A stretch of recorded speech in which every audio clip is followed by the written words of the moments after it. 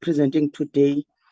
Our induction members, when we received, our induction started members when we received a briefing on the committee legacy report for 2019 to 2024 period.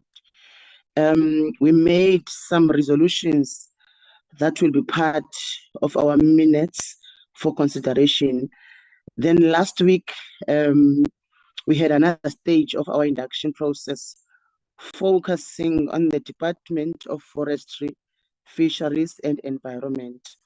We then delved into the entities reporting directly to the Minister, and these included the South African National Biodiversity Institute, Isimangaliso Wetland Park, South African Weather Services, South African National Parks, and the Marine Living Resource Fund.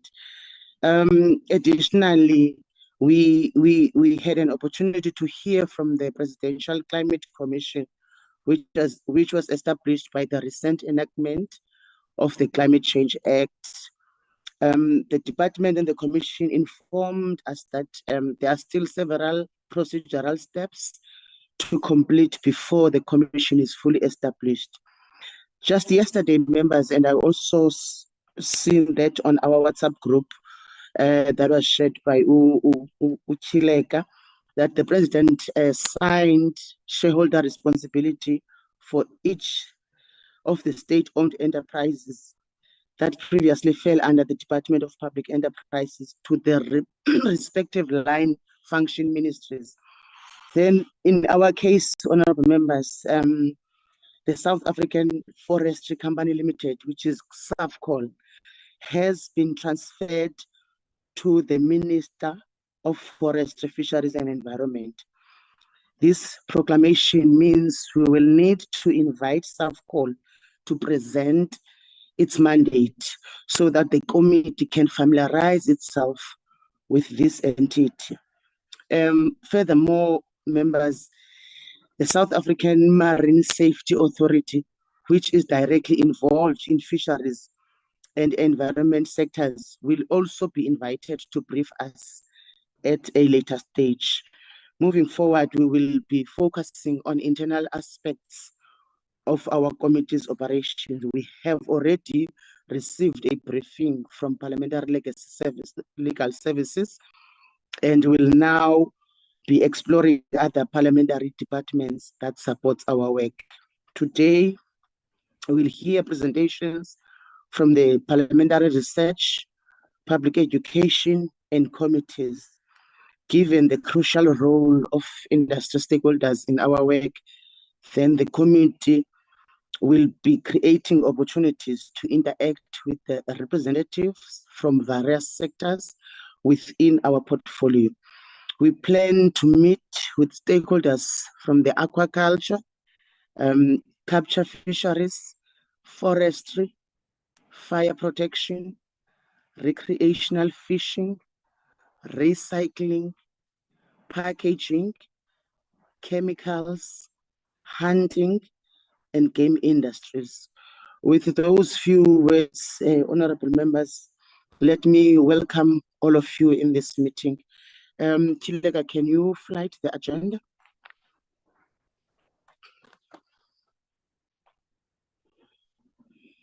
Okay. Are there any apologies?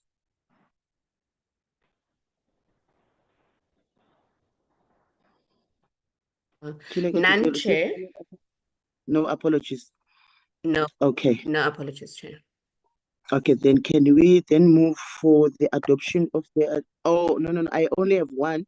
I'm not sure whether Honorable Nalumango is already logged in. She has joined. She has joined. Oh, okay. Yeah, she is the one who I accepted her earlier. Okay, then. Okay, thank you very much. Can we then move to the adoption of the agenda? Can I note hands for the mover?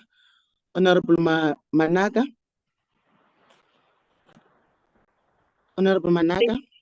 Thank you, Chair, and greetings to the colleagues and all the staff members and the members of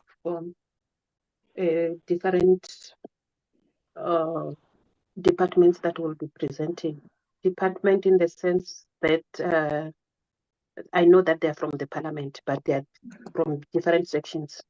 So I raised my hand, Honorable Chairperson, to adopt the agenda so that we can move. Thank you. with it. Thank you. Thank you, Honorable Managa.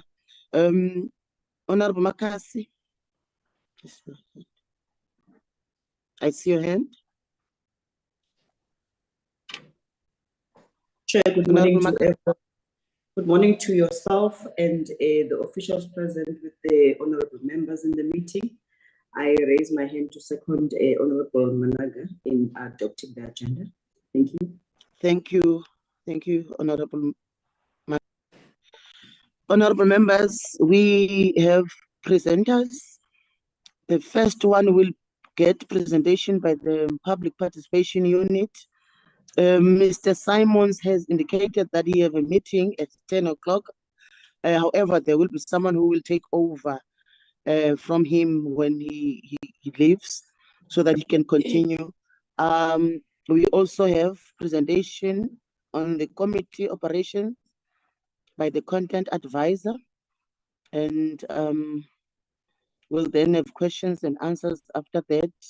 Then there will be consideration and adoption of the second and third term program, followed by the adoption of the minutes of the meeting that was held on the 27th of July. Thereafter will be questions and answers. Then lastly, we will adjourn the meeting. I am now going to hand over to Mr. Simons to do the presentation. Mr. Simons, welcome and over to you. Thank you, Chairperson, and thank you for the opportunity, honourable members, to present to you what it is that we do as public participation and the importance of public participation in the parliamentary process. I'll just set up the video very quickly as part of the introduction. I am currently based in the Parliamentary Communications Service, responsible for information and content development. So we do deploy communications officers to committees to assist and support them in terms of media management, issuing of statements, etc. Currently, I'm also the acting section manager for public participation. And during the presentation, I'll give you an indication as to what public participation constitutes, who forms part of that section currently, and then also the importance of pre-planning when committees do go out on oversight or when committees go out on public hearings, but also to indicate to you that public participation is not just about oversight and it's not just about public hearings. It is about giving citizens access to this very committee meeting. And that is why you would find that Parliamentary Communications Service is streaming it. So that's part of allowing citizens that opportunity to participate in the affairs of committees, because many people out there actually forget that the Constitution very clearly states that citizens have the right to participate in the affairs of both the Houses of Parliament, including the work of its committees. And I think that is what we are going to concentrate on today in terms of our presentation as well. So I'm going to share the screen now. There is a storm that have just landed here in the Hermanus area, Boston in particular, and I hope that my connectivity will be strong enough, because when we arrived home last night, we had absolutely no signal. You couldn't even pick up your DSTV signal. So let me continue. You can switch off your video, Mr. Simons, Video, for connectivity. Yeah.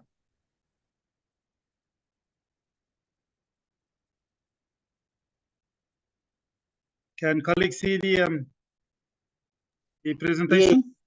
Yes, we can see it. Thank you.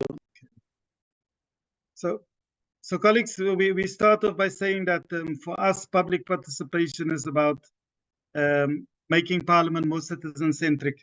So we're going to use your own words as members of Parliament. Recently, we attended the induction of committee chairpersons, and one of the committee chairpersons, clearly, the speaker also opened up the induction training, and this tweet, I'm sure colleagues would have seen it on the info alert of Parliament as well, but this was issued via the parliamentary Twitter account. And just a reminder that all committees do form part of clusters at Parliament, so you do have Twitter communications as well, which the communications officers deployed to your committees are responsible. So the last sentence there, our mechanisms must, in essence, ensure public participation, not only in sourcing their views on lawmaking, oversight and accountability, but also to report back on what we have done to address their problems. So the important emphasis, why we say that this tweet perfectly summarizes what is expected from public participation, is because there's proper planning, there's proper consultation, there's proper education, there's oversight, there's accountability, and the speaker says we have to give feedback. We have to provide that feedback to citizens. And in essence, if there is no feedback to citizens, courts have already ruled that if Parliament fails to provide proper feedback, then you cannot claim to have a proper public participation system or mechanism in place. So I think it's very important that colleagues realize that once you leave a particular area in terms of oversight, or in terms of if it was a public oversight event, or in terms of public hearings, then you need to ensure that there's some form of report back. And there are many ways we are going to be able to do that, and we will take colleagues through that and expose yourselves to that. So the public participation has also been identified as a cornerstone of democracy. The International Association of Public Participation, the Inter-Parliamentary Union, the Commonwealth Parliamentary Association, they all identify the key need for public participation. And what you see from this tweet again is that public participation in committees and the National Assembly is a cornerstone of the induction of our National Assembly chairpersons. And therefore, we're saying that it's not only a cornerstone of our democracy, but it is also a cornerstone in terms of committee work. It's a cornerstone of making sure as committee chairpersons that committees are fully capable of creating those platforms and levels for citizens to participate. So one of the committee chairpersons at the induction in Johannesburg actually said that public participation is the heartbeat, the pulse of all the legislation we pass as Parliament. And that also, colleagues, is very, very important to internalize, honourable members. So as we progress, we are also saying that it is in the joint rules of Parliament. You will see there at the bottom. I've highlighted there after the quote. I say we because in the National Development Plan of South Africa, it says parliamentarians must make the constitutional mandate of public participation more real. They must create a shared understanding by building processes that allow stakeholders to participate in decisions. And when you analyze the NDP, it very clearly, when it talks about stakeholders, it includes citizens as stakeholders, but it also very specifically says that participants or citizens must be allowed to participate in the affairs of committees as outlined in the Constitution. But the joint rule there, Joint Rule 12 of the joint rules for the Houses of Parliament, very clearly stipulates that public participation as a sub-rule 1 is subject to and must be exercised in accordance with the applicable provisions of the Constitution. These joint rules, the public participation model, and the practice note. So, colleagues, I'm going to take you through that public participation model as well. The joint rule, I'm not going to focus on that other than the joint rule 12 there. Just to indicate that because some members still need to be reminded that public participation, in effect, is part of how we need to function as Parliament, and therefore the joint rules actually guide us in terms of that process. So the joint rule just gives life to the constitutional prescript that we need to ensure that citizens are given and afforded that opportunity to participate. So in the public participation section, you have two units. The one is the Public Education Office, which is primarily responsible there for an educational, informative, mobilization role in terms of public participation. And then you have the Parliamentary Democracy Offices. Now, colleagues, honorable members, we currently only have 3 Parliamentary Democracy Offices situated in the Northern Cape, the Northwest, and in Limpopo province. We have been instructed to try and ensure that by the end of this financial year, or at least by the beginning of the second financial year of this parliamentary term, that we have parliamentary democracy offices in all provinces throughout the country. Now, obviously, that brings into account that we have some financial constraints currently, and we have just recently met and said perhaps we need to get the secretaries to agree that the space would be made available in provincial legislatures where Parliament can then establish these offices fully and then begin to service our provinces and communities in especially remote isolated areas through these PDO offices. Now the PDOs and the PEO tasks are very, very similar in terms of ensuring that they educate, they inform, they mobilize, they provide feedback to citizens, but that they lay the foundations for committees to go into communities before the committees go into those communities. So let's say, for example, that we know that sometimes organizing oversight would be a spur of the moment decision depending on a current issue that the committee urgently needs to deal with. But let's say we plan our oversight more strategically. We are going to go into a particular community. We are going to do checks on policing, or we're going to go to the local fisheries department or environmental affairs department. We might even go to some of the stakeholders. And you know that you're going to go in there before the end of October. Our committee, our job would then be to sit with the committee chairperson and say, Chair, you are going into this particular area. Do you want us to go and educate citizens, mobilize them, so that by the time you and your committee members come into that particular area and you go into a particular community hall, the citizens there would be fully aware as to what you are coming to do there, and then would be able to participate. Remember, the courts also said there needs to be meaningful participation, and meaningful participation is driven by the basis that you are able to inform, to educate, and to capacitate those citizens with information that they can use, meaningfully use, to pose certain questions to committee members or to the committee, etc.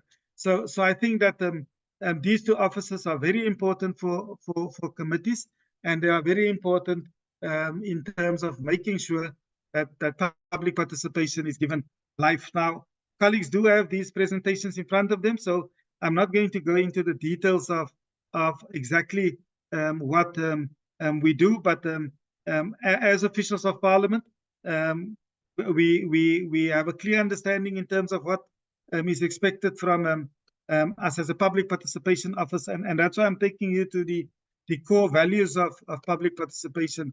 So obviously there you can see I've highlighted it in bold, and I've made some of those statements stand out in red, and I'll tell you why when we get to those. So those who are affected by the decision have the right to be involved in the decision-making process.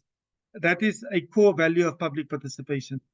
The promise that your contribution will influence the decision is also a key value in terms of what makes public participation successful at the end. That doesn't mean, colleagues, that we are going on a public hearing now that we receive over 40,000 verbal inputs from members of the public. That doesn't mean that you're now going to obviously have to look at each and every statement that was made at those public hearings. You also group them into very similar categories. These ones deals with fishing rights in a particular area. These one would deal with veld fires or deal with forest fires in areas. So we can group them, and I think that is how it is being done as we speak. It promotes sustainable decisions, decisions that would be to the benefit of all role players involved in the process, by recognizing and communicating the needs and interests of all those participants. Then it seeks out and facilitates the involvement of those potentially affected or interested in a decision. And here, Chairperson, is what we can zoom into. The example I gave you, if you know you're going into a particular area, if you go into an area where you are going to try and meet with fishing communities regarding quotas, for example, then we can zoom into those areas. With your guidance, with the committee's guidance, you determine these are the areas you want to go into. We go and we focus on those particular areas so that we capacitate those people to actually be part of the process. But that requires a planning process as well.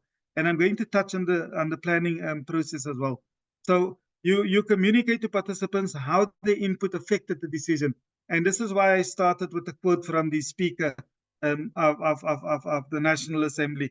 And that is that you need to provide feedback to these communities. Once you have interacted with them, once you've received the input, they need to know what Parliament or what the committee has done with it. And for that, we can develop leaflets, we can develop, we can put the committee chairperson or identified committee members onto specific community radio stations so that you speak directly to those audiences that you have addressed previously and tell them this is what we have done.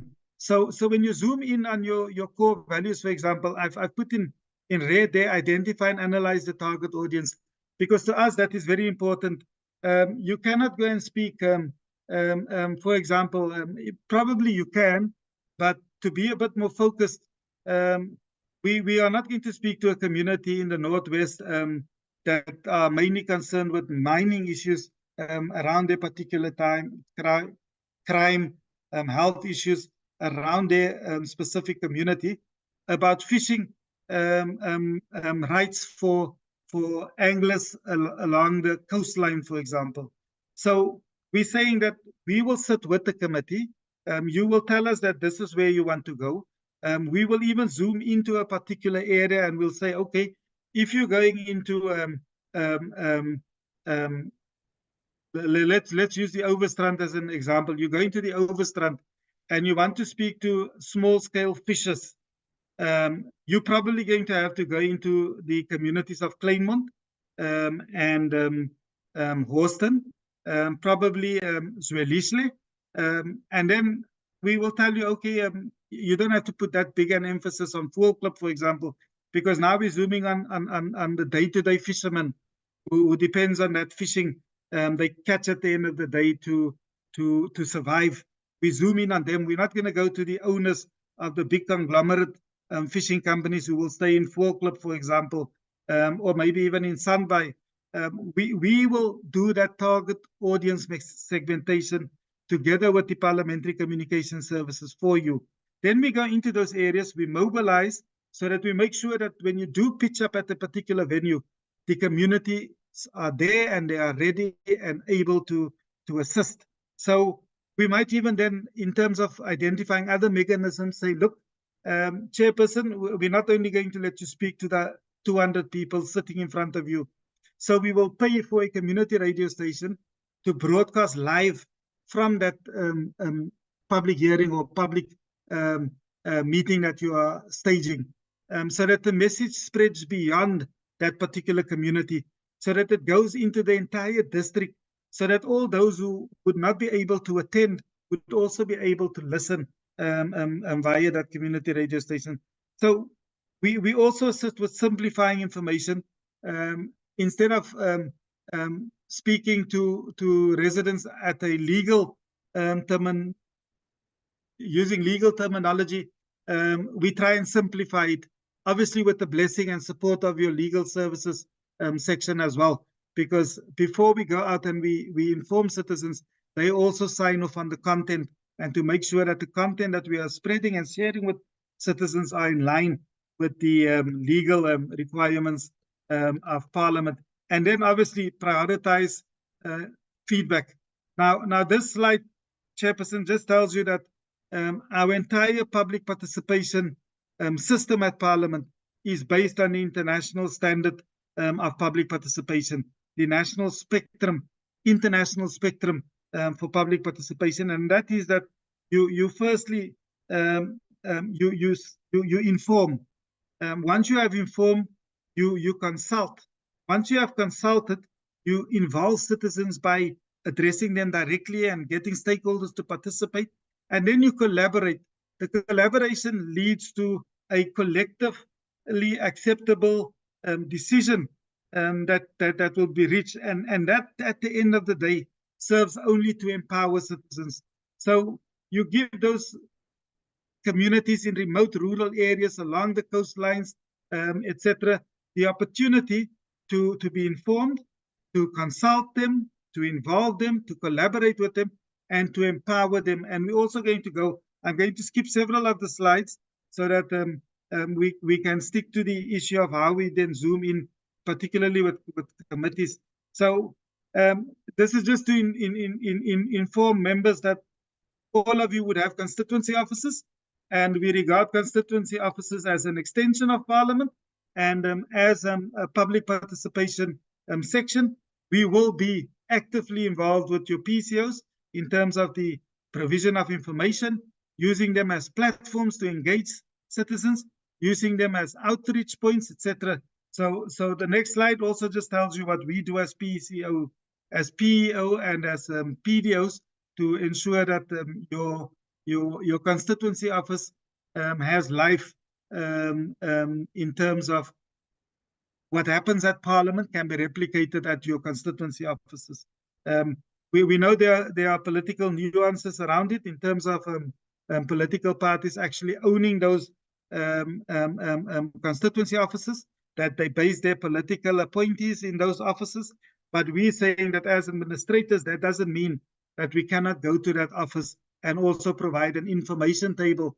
Let's say you go out and you have your constituency period, and then you ask public education to come and do some educational programs on how bills are passed, what the role is of Parliament, what is the meaning of the mace, for example, the black rod, etc. We will do all that educational programs for you. Or if you as a member and a participant and you are an active member of this committee knows that you are currently dealing with this particular legislation, you want our education officers to come and educate citizens on that legislation that is currently in front of your committee, we can also do that. And as I indicated, we take our legal services on board to just make sure that whatever education material we send out would be in line with the legislative requirements of those acts. Then, colleagues, I heard, Chairperson, that we do have some civil society organizations also participating in this meeting. I do know that you have all your stakeholders.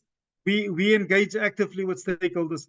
So part of our process would be that when we identify target audiences, you can also say to us, we want these community-based organizations, we want these civil society organizations, we want these stakeholders to be involved in this particular process. We will go set up those meetings and we will make sure that they are educated. So, colleagues, if you recall, I said that the joint rule of Parliament also refers to the public participation model of Parliament. And as you can see here, the public participation model adopted by Parliament is based on that international standard of public participation. We serve to strive to inform citizens. We provide, we consult them, we engage with them, we involve them, and then we give feedback when the entire process is completed, colleagues. So this would be the type of model. In fact, we would follow these steps as is, because at the end, it is just to ensure that Parliament then followed all the steps in terms of the public participation recognized by our courts as well, so that we ensure that you have some form of proper public participation and consultation. So on this one here, you would see the best fit model there, colleagues. I'm not going to worry with the first one there, the accountabilities and responsibilities. You can see there, chairperson, committee, the chairpersons of committees are accountable and responsible for public participation in the adopted model of Parliament. And therefore, you have a very important role next to the Secretary of Parliament, next to the Speaker of the Assemblies, the Deputy Speakers, the Chairperson of the NCOP. You have a very, very important role to ensure that public participation is effectively practiced and implemented while you are Chairperson of the committee. So your mechanisms there, colleagues, you can see the first block there talks about the People's Assembly. That's taking Parliament to the people. The NCOP will be having a provincial week later this month. That would all form part of that. The sectoral engagements, as I indicated, there you identify specific and direct stakeholders. We assist you with that. Petitions and submissions to Parliament is one of the mechanisms, and we also give citizens that opportunity. I will indicate to you that we do have an electronic network that we are establishing, so that citizens can begin to give us electronic or e-petitions as referred to. The pre-hearings and the post-hearings processes are very important for the committees. And I'll get to the processes that have been outlined. But that is where I would stop with that particular one, just focusing on your education, your outreach, and your information dissemination. All important in terms of the mechanisms. And as a committee, you have an opportunity to sit with us and to influence which mechanisms we propose would be the best for you to go into in terms of the involving as many citizens as possible. Your process flow there, again, the establishment of a program in terms of the development process for planning, the high level program plan in terms of making sure that chairperson, before you go out, if for example you tell us at the end of September that you are going to have public hearings in November, that means that as public participation, we must utilize the entire month of November to mobilize, to educate, to inform, to ensure that citizens are informed and that they are capable of participating when you eventually do come. And the outcome there, chairperson, is only for us to deepen our democracy. So if we zoom in, chairperson, the importance of the mechanisms for us, I've touched on that now, so I'm not going to go into detail with that. But the importance of the mechanisms is to ensure that we involve as many citizens as possible. And in particular, to zoom in and focus on your particular target audience. So in the next slide there, we're saying we're helping committees to ensure public participation by developing that program plan for you. So Chair, if you recall, other members who would have received minutes of your induction already, there was a decision taken at the induction of committee chairpersons that no public hearing plan must be submitted to the office of the chair of chairs without it being accompanied by an extensive public participation plan. And that is why in the previous slide, Chair, when I touched on it, I said that once you decide at the end of September that you are going to public hearings, or even some oversight that involves public meetings in November, we need to provide you with a detailed program in terms of how we are going to educate, how we are going to inform, how we are going to capacitate citizens to actually get involved in the process and to participate once you arrive with your committee in a particular area. So we then develop a stakeholder strategy, and then also part of that high-level plan includes your education and mobilization plan. We will have pre-event public education meetings and workshops meaning that we will have specific workshops in the areas where we know you are going to go into. But we will also stretch those workshops into communities that you are not particularly going to focus on. Because remember, as I said, even though public participation is very focused, it also becomes important for us to zoom in on issues that affects some citizens more directly. So once we are done with that, and part of our high-level plan then is to tell you how we are going to provide feedback to those committees, not the committees, the communities. But Chairperson, you should also be receiving a report a day or two before you go to a public hearing or before you go on oversight to say this is what we have done. And these are the areas, and then we would also be able to tell you in a very limited environmental scanning process, these are the questions we have picked up in these workshops, so that you and your committee members are also prepared that these questions might be coming to you during that particular oversight visit or public hearing. And then we implement and we review, and we will provide feedback, not only to the committee, but we also provide feedback to the citizens. Now, when we do feedback, for example, we might ask you, committee chairperson, or we might ask you to say, okay, if you are not available, who in your committee do you want to participate in a community radio program that would be broadcast live from Parliament? We go into the parliamentary studios, we link up community radio stations in the areas where you went into as a committee, and you then provide feedback to say, we came there, we listened to you, this is what we heard. And in fact, this is how this influenced our final decision in terms of the guidance we are giving to this stakeholder. Maybe the bill that we are going to amend, or maybe a regulation that we will amend, etc. So you actually then also control and participate actively in that feedback. Where we do not have community radio stations, programs, we might have adverts placed in the local community radio stations, not radio stations, local community newspapers. We might even distribute leaflets produced and signed off by you in your capacity as committee chairperson. I want this feedback to go back to this community. And through our partnership with GCIS, the Government Communication and Information System, we then distribute those leaflets directly in those communities.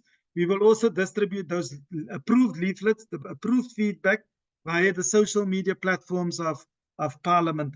So Chair, I hope that gives you greater clarity in terms of making sure that you do not give any public hearing or well-planned oversight visits to the Chair of Chairs without us providing you with a plan to say this is how we are going to assist the committee with education, information, consultation, pre-workshops, meetings before you go into a particular area.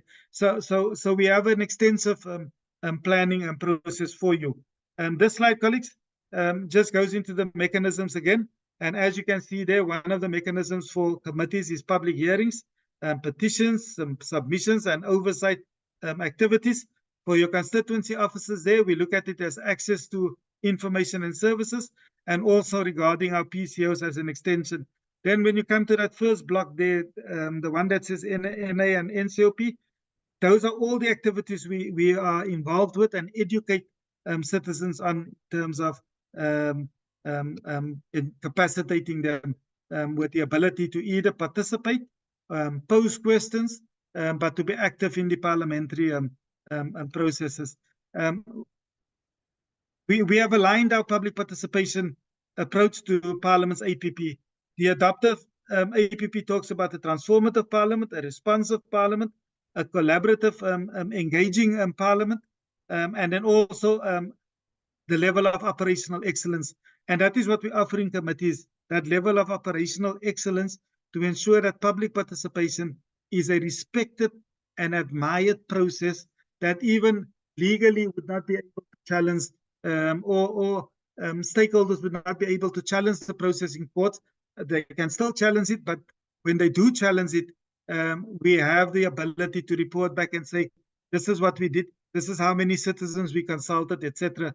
Now, in partnership with GCIS, for example, and through our PDOs, we also have attendance registers so that we can say these are the people who have attended. Signatures will be attached to that. So a proper record keeping system will be put in place. So when we talk transformative, collaborative, responsive parliament, we also talk transformative, collaborative, and responsive public participation, which then, as I indicated, would promote operational excellence in terms of the work we provide to committees. And that is just, if you want to know what transformative public participation is, it is about bringing about change in people's lives, as well as involving a transformative learning process to achieve that change. Again, you will see there the processes of involving, educating, liberating, and or empowering, participating, and then feedback, and then collective ownership of the outcome of decisions. Chairperson, I'm going to jump several slides now because I think members will be able, I've got the framework for public participation there. Just public participation, the one in red, drives and enhances public hearings and oversight. I think members, when they go through the slides, they would still be able to ask us any questions on that particular slide, and we will be able to answer it.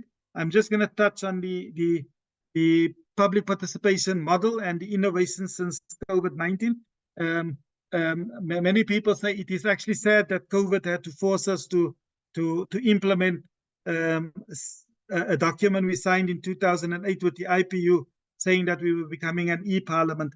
But this is just saying, dear colleagues, that there will be obviously email submissions. You do know that committees receive email submissions now. We will advertise for written submissions in partnership with our committee section. SMSs to a cell phone are allocated to committee staff members. We can arrange for that if committee members would want, or members would want citizens to have access to that official cell phone. WhatsApp structures or groups we can create. Members can exit those groups once they have done the particular responsibilities there. But as public education, we will still keep those WhatsApp groups active. But you see, when we get minutes of your meetings, we will post it so that it is distributed to those colleagues. Unless obviously it is declared that you are not allowed to distribute this particular minutes. Your oral submissions, your virtual platforms like we are doing now, that can also be arranged. Obviously, when we have a better signal or areas where there are better signals. Your virtual Imbizo public hearings. We'll be saying, colleagues, that honorable members, that sometimes due to financial constraints, if we have virtual meetings, why can't we have a virtual, which they call in Canada, they call it virtual town halls, where you have members, you have a big screen, and people will be able to see the chairperson, the committee members, and you are able to see those people sitting in that particular community hall. And then through the ICT systems, you are then directly able to interact with those citizens. Your social media profiles, we encourage members of parliament to have their own social media profiles. But for a committee, just to remember that you do form part of a cluster. There are 5 cluster accounts that were established for Parliament. Your statements, Chairperson, are also issued via those clusters. So this again just reaffirms what I said now. Some stats for you. These are the stats that were released by various research companies, including Statista SA for 2023. And in 2023, colleagues, we had 35 million South Africans who were active across various social media platforms. We can tell you how many women. So colleagues, we can, as I said earlier, through PCS, we can zoom in through targeted audience segmentation.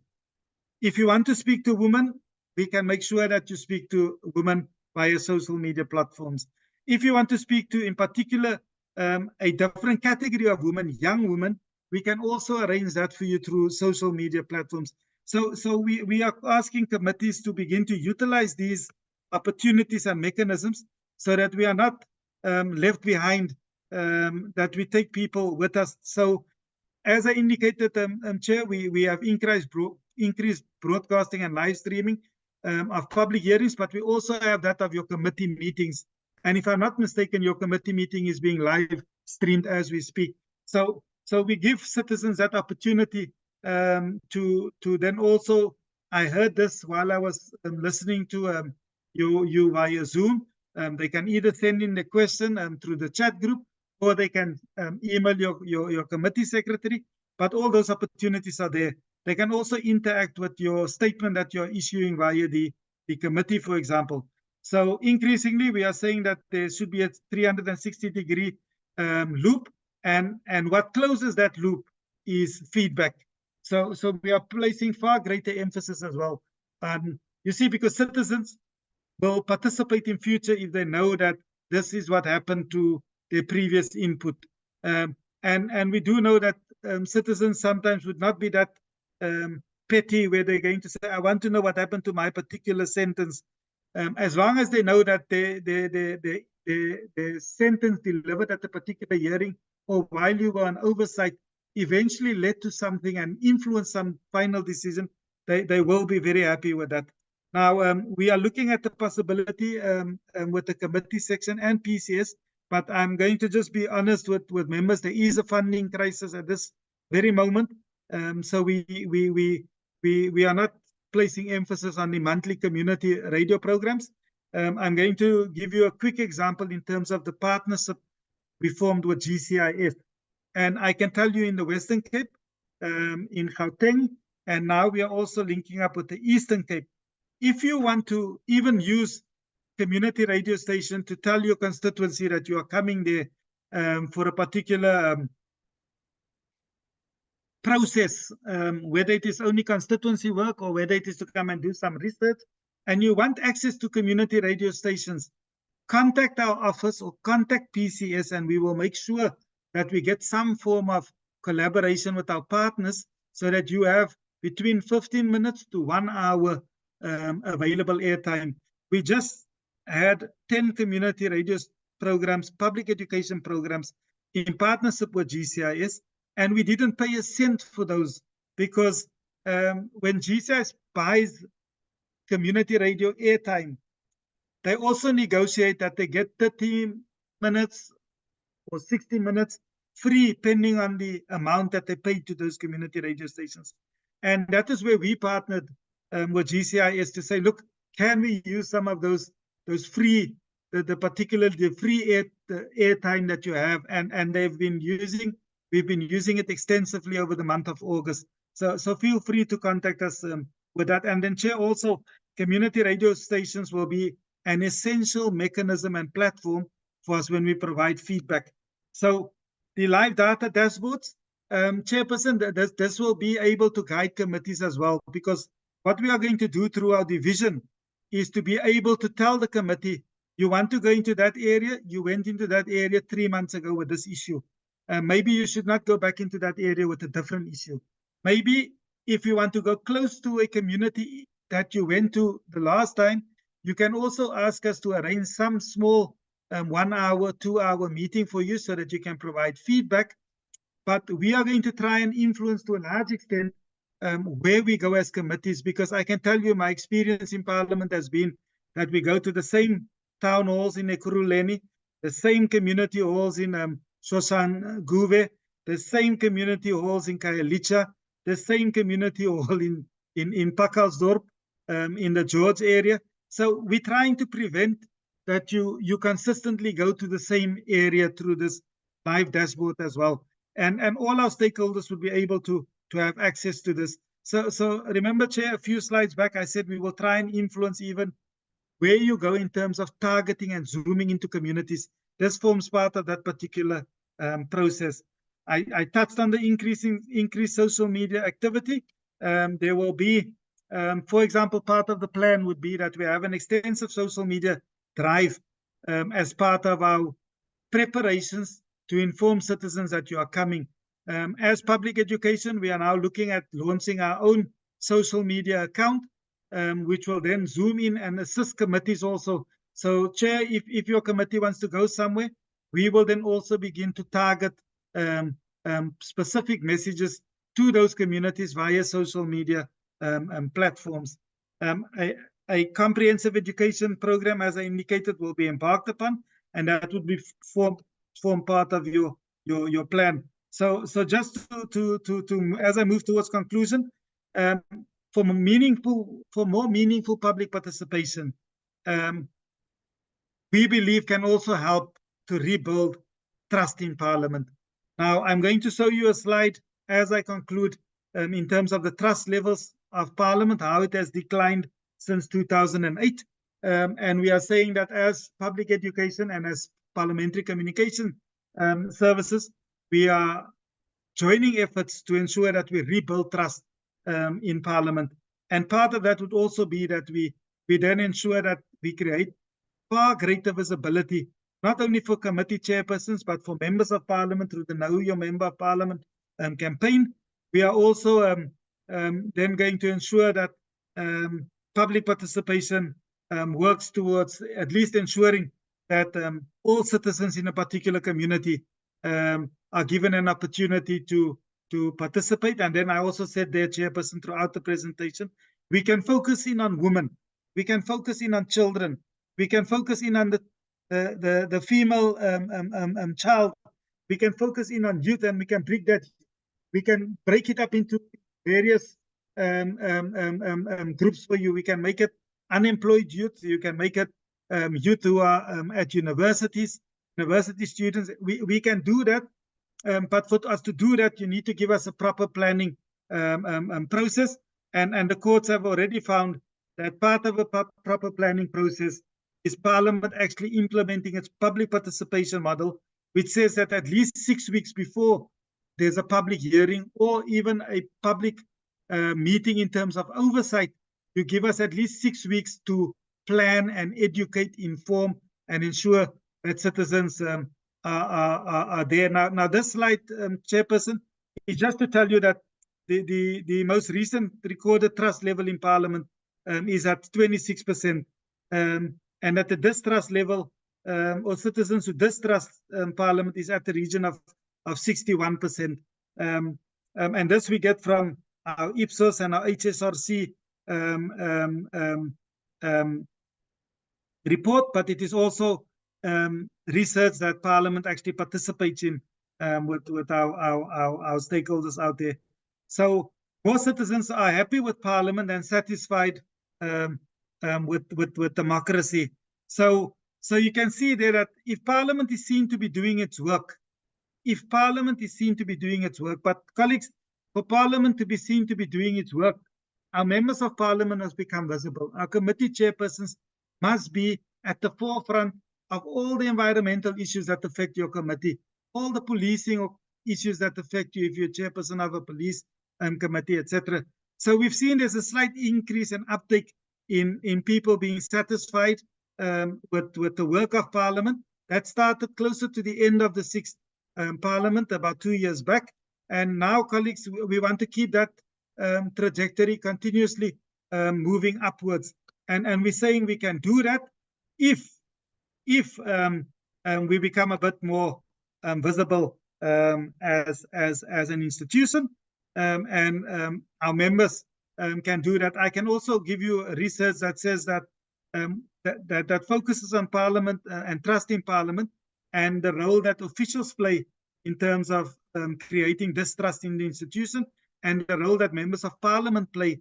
And unfortunately, the trend is that once a parliamentarian is not trusted, the institution is not trusted. And therefore, we're saying that you have an opportunity to not only build your own image, but to build Parliament as a trustworthy institution. Our last slide I'm touching on there, Chairperson, would be your 30 years of democracy bus. This is not a parliamentary project. It is, in fact, a government project. SANRAL sponsors this bus. GCIS is responsible for coordinating and managing this bus throughout the country.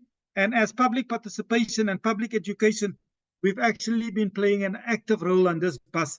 So wherever you see this bus as a member of Parliament, you will know that Parliament is also present at that bus. We have a big screen. We're taking Parliament to the people, to the citizens. We can take committees to the citizens in this exact manner by taking big screens to a particular community. And that, Chairperson, is where I'm going to conclude. If you have a meeting like this and you say, look, someone from a particular area will be doing a presentation, let's say from Elam or in the Limpopo province, and you want that community, while you are meeting, to gather in the local community hall and to have a big screen with the live stream of your committee meeting, and also giving them an opportunity to participate, because you know there are quite a few environmental issues in the Elam area. The committee can then have a meeting. The citizens will be able to listen to the presentations, the discussions, but will also, Chairperson, if you will allow that, be able to pose questions directly to your presenter, to yourself as a committee.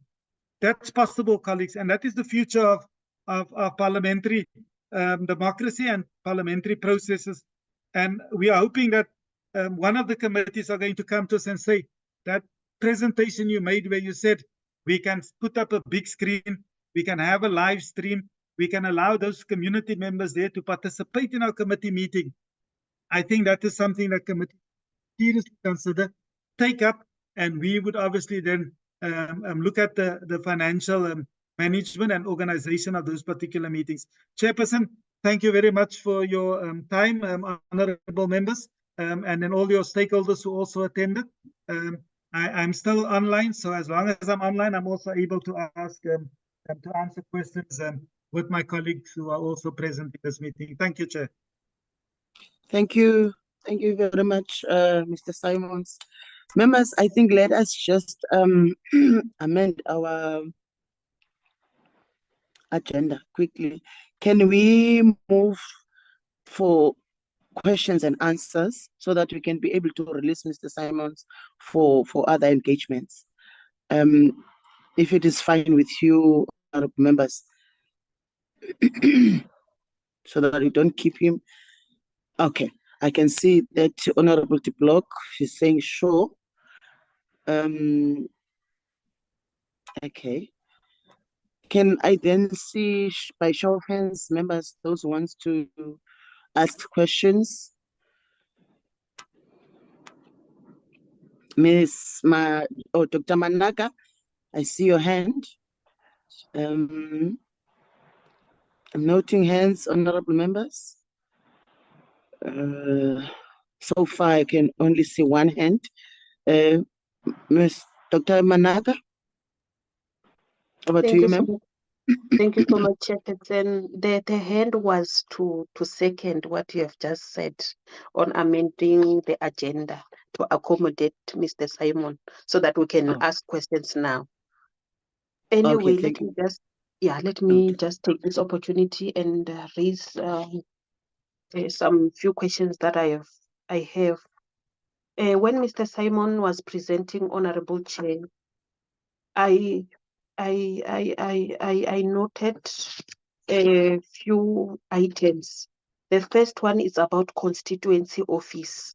I just want to inquire from Mr. Simon, who does this constituency offices, who do they belong to? Are they belonging to the government? Are they belonging to certain party? Or who do they belong to? I was a member of public participations and petition in the legislature in the previous term, the 6th administration. I don't know if the roles are different of these two committees. With us in with the legislature's Honorable Chair, what happens? The role of those roles that Mr. Simon was presenting were carried out by the honorable members. Like, for example, we will go out and do the outreach. We will be the ones who will be educating the public. But after following all those steps that he mentioned, we will identify the platform, will then consult, we will involve the community around. Then we will also send our researchers maybe 2 weeks prior the public participation so that they can assess the area. And we'll also make sure that the communities around are invited. So with the parliament now, is it the role of us as member of parliament to go out and educate the people in our communities, or is the role of the officials, or is the role of the officials and the parliamentarians? The other thing, we were having the regulation that was guiding us. It was the Petitions Act number 4 of 2003. Now that we are talking public participation, I don't know whether here at national the very same act is the one that will guide us when we go out to do public participations or when we do petitions. I want to ask the question, Uru, when the people from the ground are to write petitions to the parliament, are they supposed to follow the very same act that we are using in the legislatures or in the provinces, or there's a certain section of legislation or certain piece of act that we are following? Thank you so much. Let me pause here, Honorable Chairperson. Mr. Simons, I hope you have captured the questions from Honorable Managa. I don't see. Okay, I have not. I don't see any other hands. Okay, you can respond, Mr. Simons.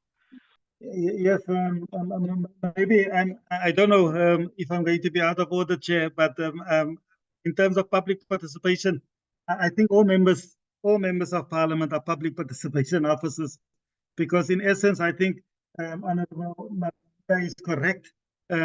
Members should be driving this process as officials. All we want to do is make sure that members are able and capacitated to do it. And then also when it comes to your public hearings, that is where we play a more leading role in terms of saying, no, we need to make sure, as outlined in the various court judgments and rulings against Parliament, that there's a proper process in place. And that is where we would play that role together with the chairperson and committee members.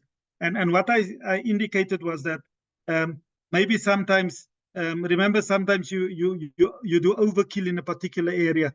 We bus in the same people from the same organizations to the very same community, or we're saying that needs to change. And we're saying that no longer, and I think also Honorable Frolic said it at the induction of the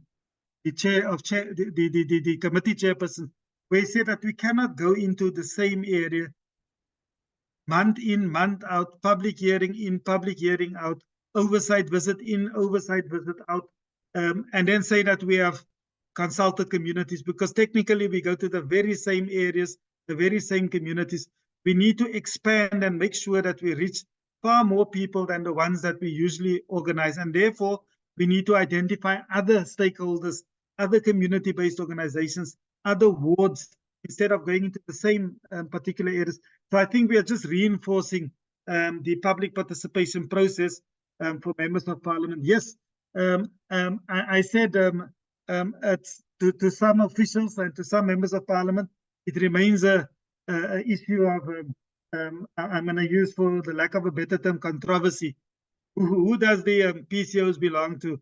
And Parliament pays or gives allowances to political parties. Political parties identify where they want to establish constituency offices. Parliament doesn't have a say over that. We can give some advice. For example, the experiences of the former deputy chairperson Chenoli, who said, I am moving my constituency office because you've put me somewhere where I hardly ever see any citizens. He then moved it closer to a kind of community, what do you call it, mall setup in Botshabelo, where he now has, or before Parliament, the sixth Parliament concluded, ended up getting almost 50 people a day coming in saying, this is what we need help with this, we need help with that. So constituency officers remain the responsibility of political parties in terms of funding and management. But we will only, so that's why I said, member, if you are not, Honorable Member Mananga, if you are not available to do something at your constituency office during the constituency, I see, but you are unable to do certain work at your constituency office, you can come to us and ask us, I want to educate and inform people in my constituency on these particular issues, but I am not going to be there. Are you able to do it? We will gladly do it for you, because that is our role. Our role is to extend Parliament directly into communities, to make sure that Parliament's tentacle reaches where we don't really go, because we bypass it with public hearings or oversight visits. We can go to your constituency. It doesn't have to be at your constituency office. You can even tell us, look, the Tusang Service Center is 3 kilometers away from my PTO. Let's have a information table there. We can do that. And when we do that, even in your absence, we will say that this is made possible by your member of parliament deployed to this constituency office. So I hope that clarifies that particular one. Yes, the Petitions Act guides the submissions of petitions throughout the country as well. And we are actually going on an extensive petition education drive, but we will also be workshopping that internally, because we also say that we don't just have an external audience, we also have an internal audience. So we'll start with MPs, we'll start with officials, so that officials, remember it is former President Mbeki who said that every public servant must be a spokesperson or a representative of government wherever they live. And I think it's the exact same thing for members of Parliament and for staff members of Parliament. So that if we educate and we empower staff members, they also go home and talk to family members who might even spread the word via word of mouth. And that is how we then begin to reach people. So I think it is important that we actually develop a very key partnership in terms of, these are our members, and this is how we can help you, and this is how we can even assist you with educating citizens on submitting petitions, the processes that you need to follow before you reach the level where you are going to submit a petition, the processes you have to exhaust in order for you to say, okay, now I qualify to submit a petition to the National Assembly via my member of Parliament, via the constituency office, etc. So I think that is important, an important education for us. So nothing, absolutely nothing stops a member of Parliament from having an outreach event. I think that closer to the election, for example, you saw many members of Parliament going on oversight visits alone, because legislatively they have that right to go into a Transnet office, to go into a Postnet in the area where the constituency office is based, and to do oversight, to submit a report to the relevant committee chairperson to say, look, I am not a member of your committee, but I picked up this problem with SAPS not responding to emergency calls, 10111 calls. I've picked up this problem at the day hospital, submitted to the committee chairperson of health, so that they can do it. But that is not where your job then ends. You see, as a member of Parliament, then your job would also be to get that feedback from the decisions taken by those committees, even arrange for the committee or that committee to go and do an oversight visit or inspection. That is your role. That's why I started off by saying that I think that all honorable members of Parliament are public participation officers, because you are also that extension of Parliament into the communities where you live. into the communities where you have constituency offices. What we'll do is we'll play that support role for you. And where you are unable to be present, we can play that particular role. So I hope that clarifies. My email address is available as well. So if there are questions that members would want to pose to public participation, they can either do it directly to me or via the unit manager for public education, and that would be Ms. Jackie Thomas. Our emails are on the parliamentary outlook system. Thank you, Chair. Okay, Mr. Simons, I see that there is also a hand from Honorable Nalumanko as well as Unhlanhla Gininza, our content advice. Nhlanhla, I'm tempted to give you before Honorable Nalumanko. Maybe you want to clarify something. No, Chair.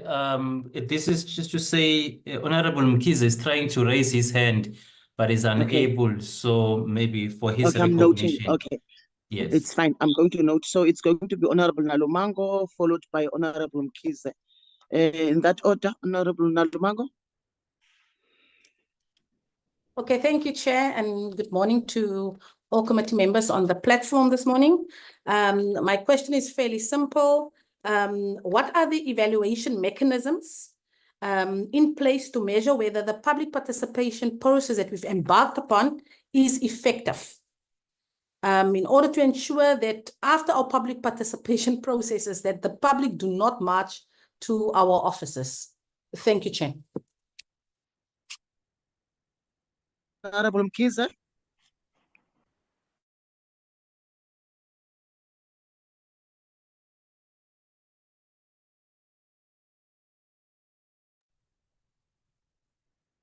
Good day. Am I audible? Yes, you are audible, Honorable Mkhize.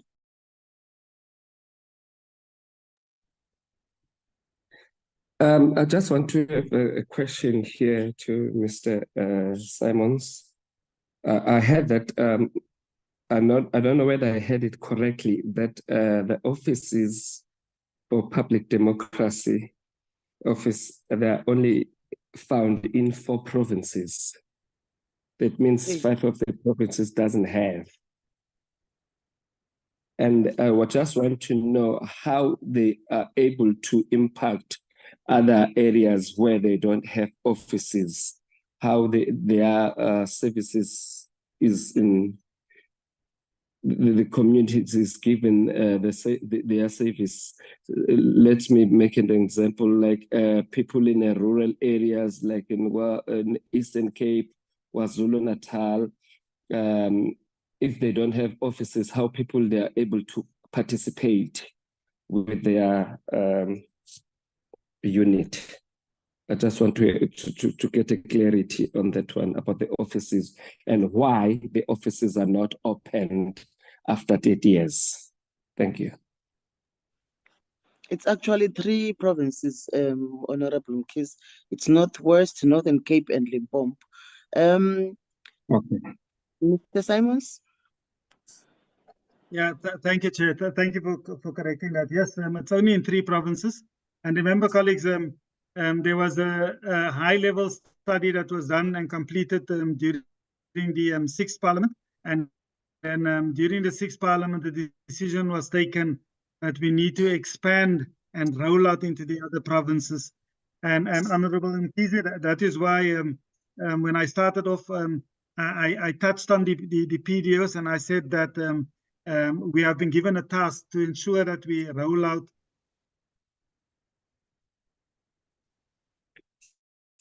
into other provinces, and we've been discussing the best way for mechanism.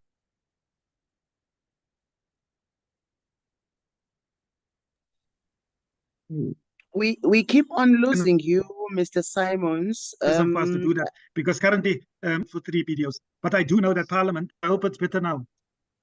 No, yeah, it's better now. It's better now. You Okay. may continue. Okay, thank you, Chair. So I one of the tasks I've been given is to try and ensure that we roll out into the remaining 7 provinces. My apology, my maths is throwing me out here. So I touched on it very lightly, and I said that part of our strategy is to, through the Secretary to Parliament, perhaps even through the Speaker of Parliament, to try and contact the speakers of provincial legislatures as well as the secretaries of provincial legislatures to see if there is space available for us, obviously at a fee that Parliament would be able to afford in terms of paying for rent, paying for our own telephone services, setting up our own IT infrastructure, etc. So we are currently looking at that option, and there will be discussions as we move forward. We're obviously going to expedite that process in terms of prioritizing it, because the PDOs need to be established in those provinces. And I think the task was to establish it during the 7th Parliament, but we are saying no, maybe we can establish it before the end of this financial year, and by the latest operationalize it by the 2nd financial year of this term of Parliament. So Honourable Mkhize, we are trying our best to roll it out. You are correct. It took 30 years, but I think the decision now is that it needs to be implemented. We've also looked at capacitating those offices. And what we are saying now is that because of the financial constraints placed on Parliament and on South Africa's economy and government as a whole, we are saying perhaps we need to look at staff within Parliament who have the requisite skills and the qualifications to deploy them to those provincial offices as they are being established. So that obviously then means that we do not have to go and employ people. We can deploy people to those offices, but that doesn't mean that we are not going to employ people, because we're currently looking at an office should at least have between 8 to 10 people there, and the majority of them, where 2 will be focused on the office, the maintenance of the office, managing those offices. The other 8 or 6 colleagues would be responsible for public education drives, public participation drives, and so on. So to answer the second question raised by Honourable Mkhize, where there are no PDOs currently, we are deploying public education officers. For example, we have deployed public education officers to accompany the bus in the Western Cape. The bus is going into the Eastern Cape next, and a public education officer will go in there and do what PDOs are doing in their provinces. They will be doing in those areas. We have also just identified and allocated staff members to their particular provinces. So if you're going to ask me who's going to go into the Eastern Cape, I would be able to tell you. It would be, just as an example, Abu Dhabi, for example. But that decision is being finalized this week, so that we can also then inform committee members that these are the staff deployed to these particular provinces. So if you are going to have a particular event in a particular province, even though we will play a very central coordinating role from our office at the parliamentary precinct, we will have someone who will be practically implementing in those provinces that would have been neglected. In terms of the honourable member who asked about the mechanisms, there are various mechanisms that we put in place to see that we are going to give feedback. And remember, when we talk mechanisms, we also talk platforms. Part of the process is that we also give citizens or introduce the feedback forms. We will also be giving a WhatsApp number to citizens. We will be giving social media accounts to citizens so that they can also provide feedback through those channels to us. And then, as I indicated, to prepare a chairperson, we will be providing committees with pre-implementation reports. So we will tell you that you are in Elam next week, the 3rd of September, Tuesday, the 3rd of September. By this Friday, you will get a report from us, a briefing from public participation, saying this is what we have done in those areas. These are the issues we have picked up. So committee members should rather be prepared for this. And we might even be able to, in partnership with GCIS and our own parliamentary communication services, be able to provide you with possible answers to those citizens. Once we exit, we still have a public education officer who will be responsible for that area, and that responsible officer would then also be responsible for making sure that we have all the correct channels, the correct platforms where a leaflet can go to in terms of feedback. Or if it was a very high profile matter, we will tell the chairperson and 2 or 3 committee members, we are going to organize a live community radio broadcast from the parliamentary studios on this day between 6 o'clock and 7:30, or between 7:30 and 8:30, or maybe 7 to 8 p.m. so that you will be live. We will have a toll-free number, meaning that you are sitting in Parliament, but you are now speaking to a community in a particular district in Mpumalanga via the community radio station that most of them listen to. And then they will also be able to phone you from that area through that toll-free line, meaning that you would have that direct feedback mechanism with citizens. But as I said, because of financial constraints, that would be for particular matters only. But we are saying that that would be one of the mechanisms for feedback and monitoring and evaluating in terms of public hearings. So we will have different mechanisms for different processes. If it's an oversight visit, this is how we will monitor and evaluate and assess and provide feedback. And then if it's for a public hearing, these are the mechanisms we will use. And if it is a member of parliament going into a particular area and wanting us to assist, we will also then be able to assist. But colleagues, we are not going to do this on our own. We have government stakeholders. We have community-based civil society organizations. We will use them as well as resources to monitor, to assess, and then to provide relevant feedback. I hope that answers the question. But as I say, if there's a particular example you want to give, then I can tell you this would probably be the best monitoring and evaluation process that we will follow as public participation to ensure that we do not leave our citizens behind, and that they are part of the process right to the end and the conclusion of any legislative process or petition which they initiated. So thank you, Chair. Thank you. Honorable Nalumango, I think that is a legacy hand, ne? Because I see that your hand is still up. Yes, Chair, it was a legacy hand. Apologies. Oh, okay then. Okay. From my side, Mr. Simons, it's not necessarily questions, but comments. You know, you have spoken about the public education unit. From my side, and talking from the experience, that unit, it needs to be intensified, or it needs to be managed properly. You know, it's so embarrassing when you arrive at a particular community to conduct a public hearing and you see that the audience does not have a clue of what this meeting is all about. And they will tell you, we were told that this meeting is for employment. Yet you are there to conduct a public hearing in a particular bill. I'm making an example. So that unit, it is the one that is failing us. And when you inquire, you will be mostly told about, no, we are short staff.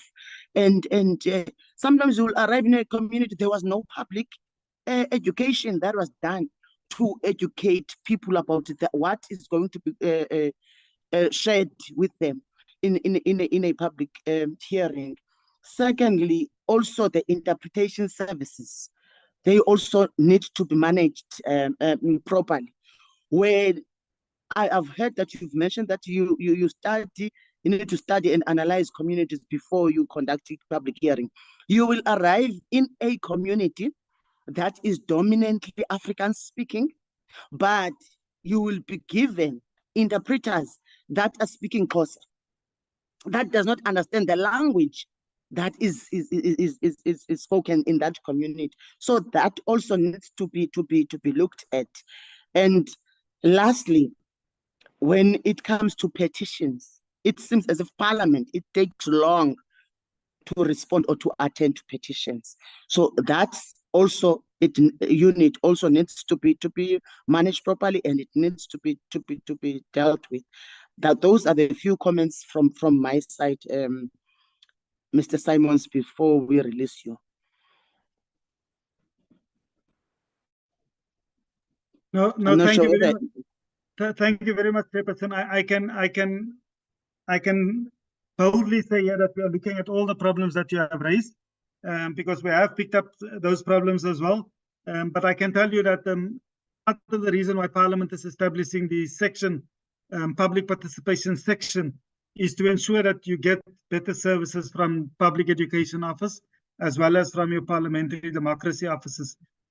Parliament is busy with the reorganization process, and hopefully by the end of this financial year, the process would have been concluded, and you will have a fully functional, fully operational public participation section that's even going to be able to tell you exactly what we have been saying, that we will tell you, Chair, that this is the predominantly spoken language in this area, and then we will also inform committees and language services so that they know that they're not going to send language content that is not relevant to that area, nor is the interpreter relevant to that particular area. So that's why I'm saying, Chairperson, you can hold us to ransom on this one, that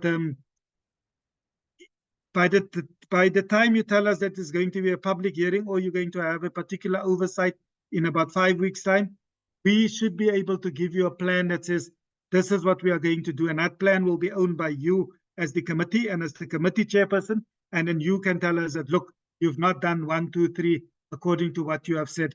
But I can affirm that all the issues you have raised in terms of staff capacity, in terms of the management of the office, in terms of the audience preparation and readiness, you're going to see a different approach, because Parliament can no longer be found lacking in our courts for not having properly implemented public participation and consultation. Let me conclude there, Chairperson. We are here to serve you, and we will do that. Thank you very much, Mr. Simons and your team, and we will hold you on to that. You are released, Mr. Simons and your team. Thank you very much once again for the presentation. Thank you.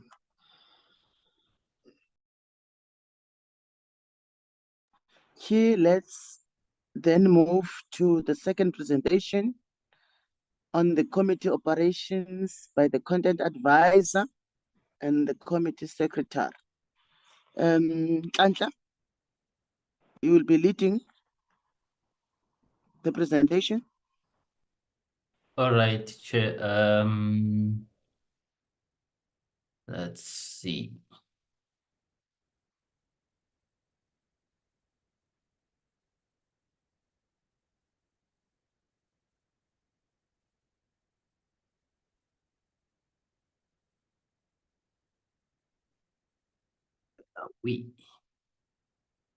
Yeah, we can see you.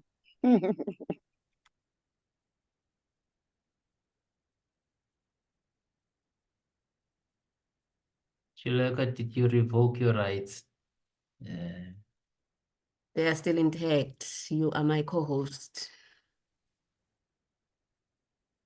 Okay.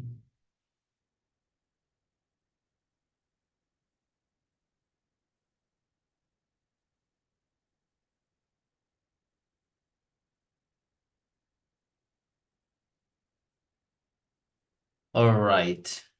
Good morning, Chair, and good morning, honorable members and colleagues, and other stakeholders that may be present in the meeting. I hope I'm audible. You are audible, Mr. Gininza. You can also switch off your video. We've seen your beautiful face. All right. Chair, I will try, just hope that we will be able to squeeze everything in this presentation, I mean, the available time. So what is happening, let me just put a little bit of a background. Each committee is supposed to have about about 5 support staff, which are made up of a content advisor, and depending on the size of the portfolio that the committee is responsible for. And other committees, they currently have 2 researchers and a content advisor. And then you have your committee secretary as well as the committee assistant. So in our committee, we are lucky in that we don't have that. We don't have the luxury of 5 people or at least 3 content-related people, 2 researchers and 1 content advisor. We just have 1 researcher and 2 posts that have not yet been filled. So we've had about 2 years now without a fully capacitated content office in terms of permanent appointment.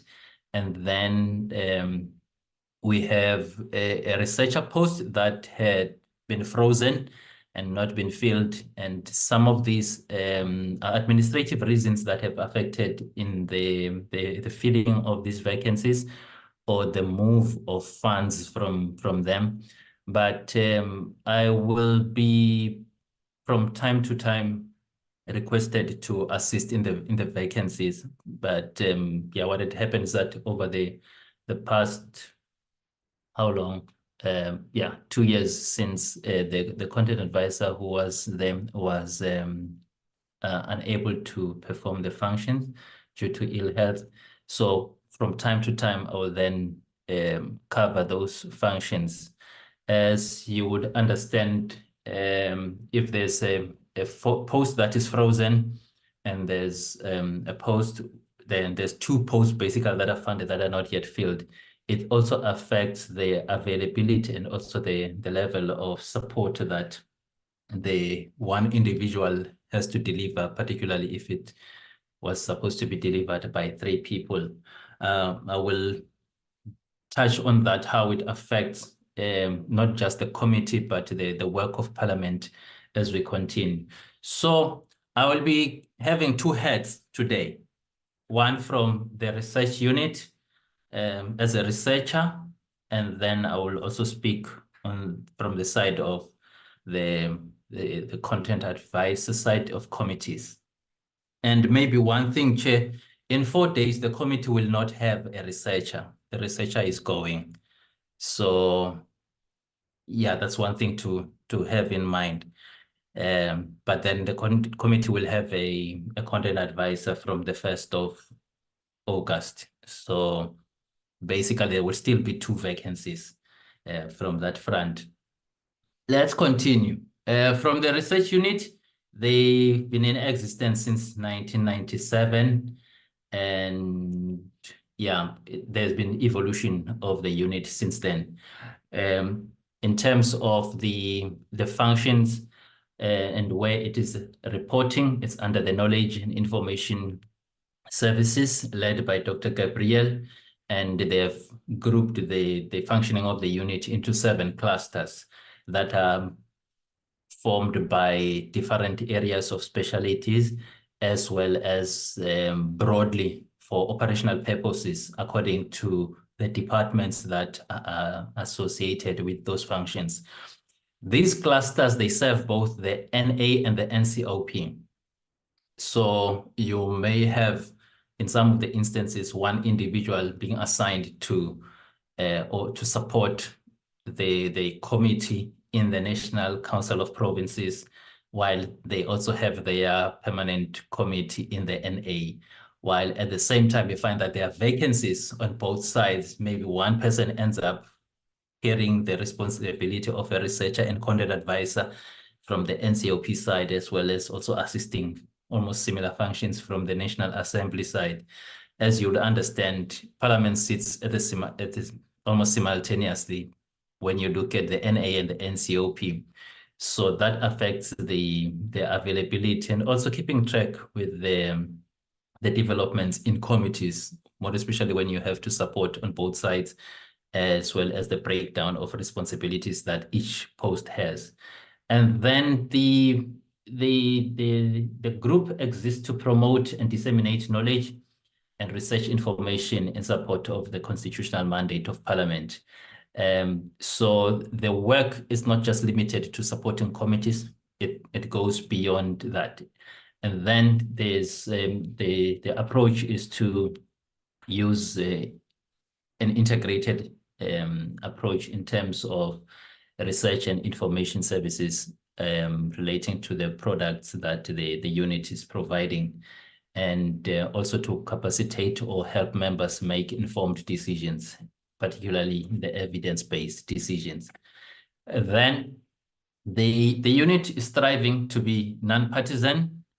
It's one of the conditions that are there, that basically it supports all political parties, irrespective of their sizes or their beliefs or their policy directions or views. So the work that is being done by the research unit is objective in such a way that it becomes reliable and objective, even if it can be assessed from different angles, to ensure that there's a balance of views that are in the products and services.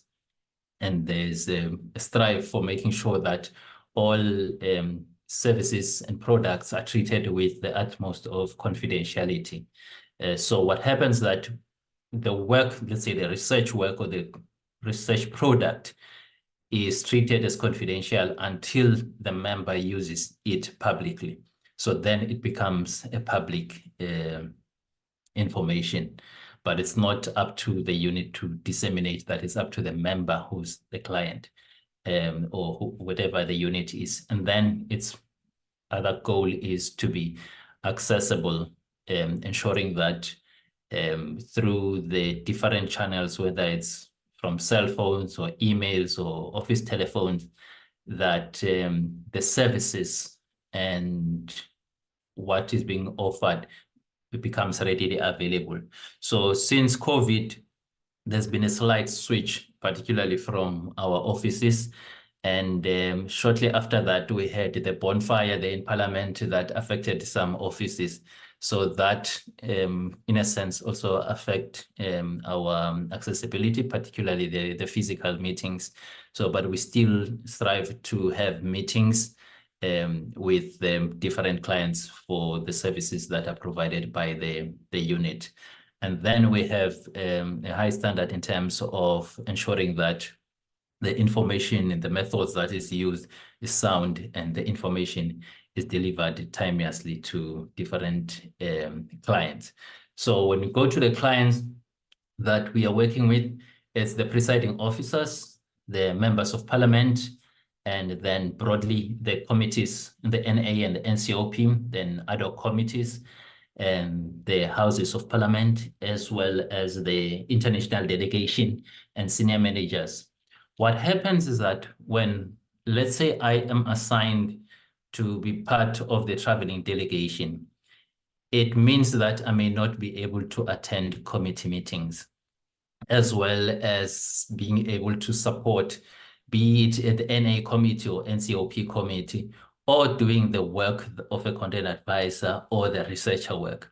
So given the nature of the work, it becomes also difficult to take someone who is an accountant to be advising on climate change. I'm just making an example with the researchers, because we have different clusters because people are trained in that field. So it's not as easy as you can take this person and plug them on this sector and then get a quality product. But at the same time, the program of parliament affects the availability of the research unit, as well as, let me say, the researchers. I can broadly also extend it to content advisors, because if I can make an example, last year we had to travel to Zambia. And from Zambia, it was 1 week I was conducting a capacity building workshop there. Then from Zambia, I had to travel to Dubai for COP28. And before traveling to Zambia, we were requested to travel to Mauritius. That was for 1 week. So sometimes you have back-to-back international trips that, to a certain extent, defeats the whole purpose of thinking that you have a support person. It's almost the same this year, because, for example, from the 3rd to the 8th of November, there's a CPC meeting in Australia. And then around the 10th, there's the COP29 is starting in Baku.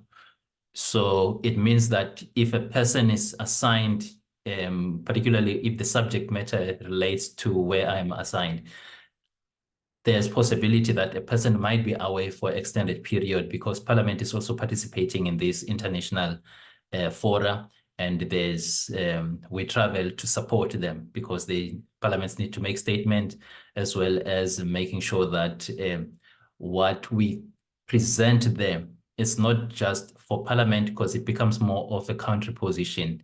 So there's at times the need for alignment with what government is doing, let's say from the side of the executive as well as the side of Parliament, so that you don't go there and the others are speaking in a certain direction and others are speaking in a certain direction. So there are certain layers of collaboration while still being separated by the responsibilities as different arms of the state. I hope that makes sense. And then in terms of the service offering, the research unit provides individual MPs with research support to aid them to execute their committee functions. So this includes sector-specific topics, and as well as legislative and policy analysis.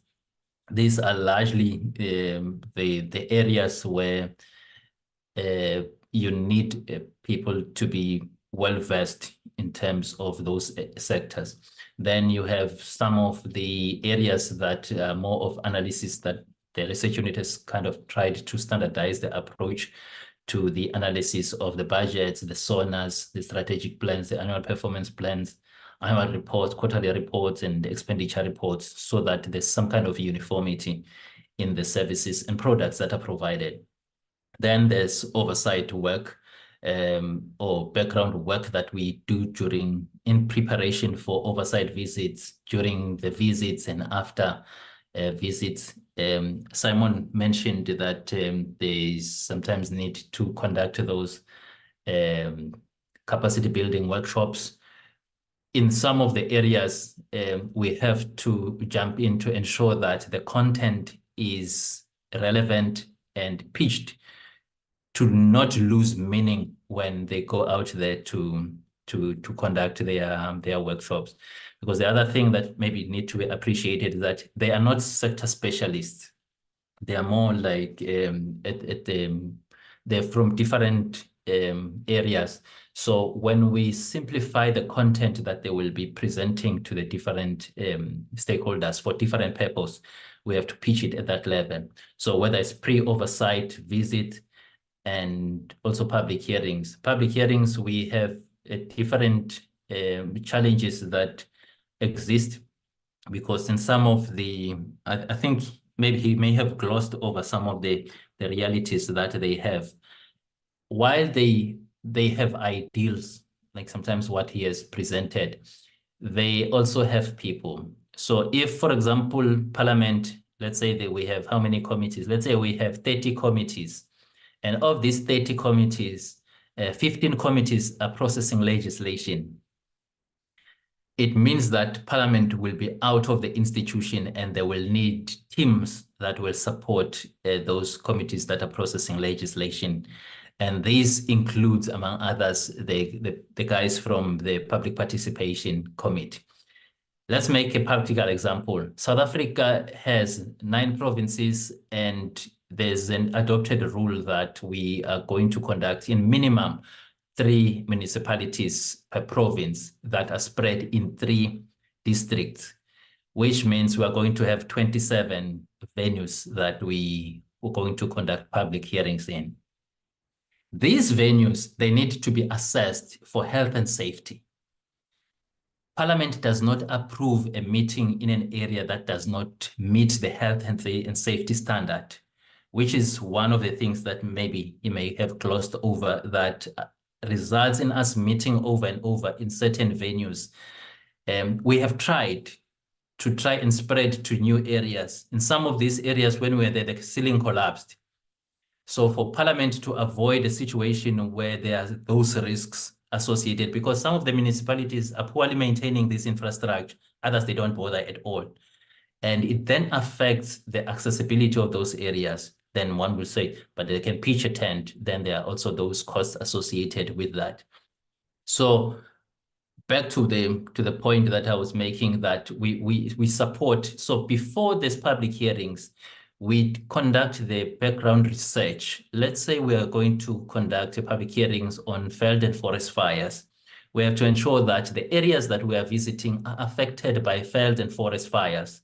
That background information informs where we will be visiting, because we don't want a situation where we are visiting for the sake of compliance. The same applies with the climate change bill that was processed. There are areas that are more vulnerable than others, and also in terms of the population distribution of people in those areas. Those have to be brought in. We have to bring that in on the table when coming to the planning stage. And then the health and safety guys, they come in and say that, okay, we present the draft, like we'll plot them on a map, say these are the areas that, based on the legislation that is being processed, these are the areas where they are most affected. Then they come in and put their layers. These are the venues that we have that have been approved in terms of the health and safety standards that Parliament has adopted. Then we check which ones have also the other supported amenities that are there, because in some of these instances, you find that the ideal place where we would like to visit is maybe 400 to 500 kilometers away from where we will maybe arrive. Let's say it's from an airport. Let's make an example from some of our nature reserve or some of our parks, like Shai.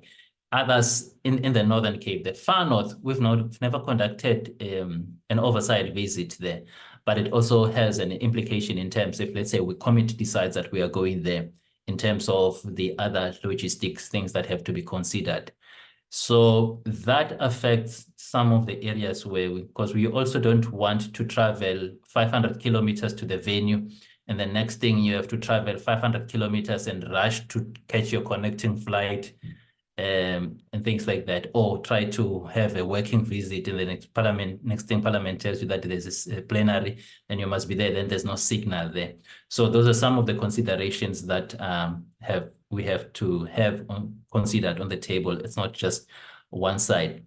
And then you also mentioned, for example, the legislative outcomes where Parliament was found wanting in some of these rulings. They are specific, those rulings. It's just that sometimes they get generalized. Like, for example, in our case, there's a ruling, fresh one, relating to the National Environmental Management laws. That bill, from the National Assembly side, the committee, I think we ticked our boxes. But when it went to the NCOP, they were creative and added a phrase that changed the whole meaning of the legislation, particularly its applicability on the definition. So while at that time it may not have been considered to have constitutional implication, it was processed finally by both houses and referred to the president, and lo and behold, it was taken there. And also, while the entire legislation was not found wanting, it was just that one definition. So that was suspended. It was the definition of waste, because the department, it was not really the department, it was in Gauteng, when it was consulted there, it was slightly broadened, or from a layman, it was slightly broadened, but the legal gurus, they found that no, it's too broad. It has far-reaching implications.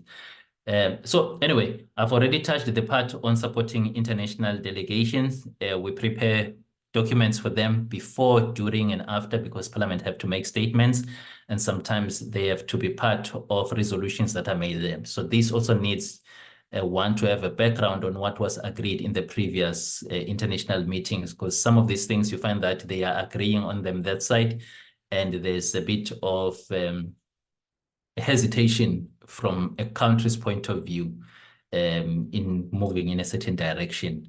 So there are some colleagues from international relations that are regularly involved in some of these international agreements that know the nuances and the politics that are involved, because sometimes we may approach them from just purely technical or scientific approach, while we find that there's far-reaching political implication. They handle that, we handle the technical side. And then there's part where we deal with the comparative studies, where we can be requested, for example, if the executive proposed to introduce a legislation and there's already other countries that have implemented that, then we can do a comparative study on how they rolled it out and how maybe they did other public hearings and other processes that inform where they are, including what worked and what did not work for them. So just something slightly different, but even including the design of our parliament, there was also benchmarking, like the one which is being rebuilt now. Not only that, some of the rules that parliament has have been benchmarked and others have been adapted from other parliaments. And sometimes it's from the overarching interparliamentary groups, there are resolutions, and then they filter down into the regular operations of parliament. Then it's briefings and presentations like we are doing now. Let's say maybe there's another specific topic. We do conduct the briefings and the presentations. Like we started with our one on the legacy report, but then there are sector-specific ones, whether we're dealing with pollutions and we're dealing with trade, because sometimes we find that there's an overlap between the trade and environment. For example, the use of subsidies in the fishing sector, because some of the subsidies from other countries, they affect the environment in other countries. So then we use those ones to either question or to inform policies of government. And then, like Simon's mentioned, we support the parliamentary programs, and because they, when we put together the reports there from the different input, they need to be filtered down to committee level. So we come in there. One, it's the background information before, because before we go to a certain place, we have to have some kind of baseline, and including previous undertakings that were made, as well as the progress that has been made in relation to certain programs and service delivery issues. And then we also have sectoral parliaments that we are supporting, and as well as the proactive work in support of plenaries, sometimes the background information that other members may use for debates in the House. And then we also support the senior management and also parliamentary projects.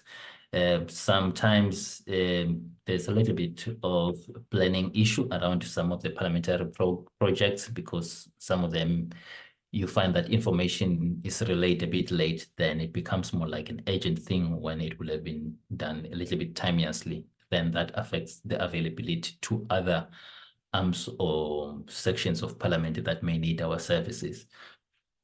Excuse me. Then there's a proactive work that is done. Like now there's an ongoing project where we are assessing government infrastructure investment over the years, and going forward, some of the infrastructure projects that we are monitoring around the bulk water supply, and there's others that are looking at the roads.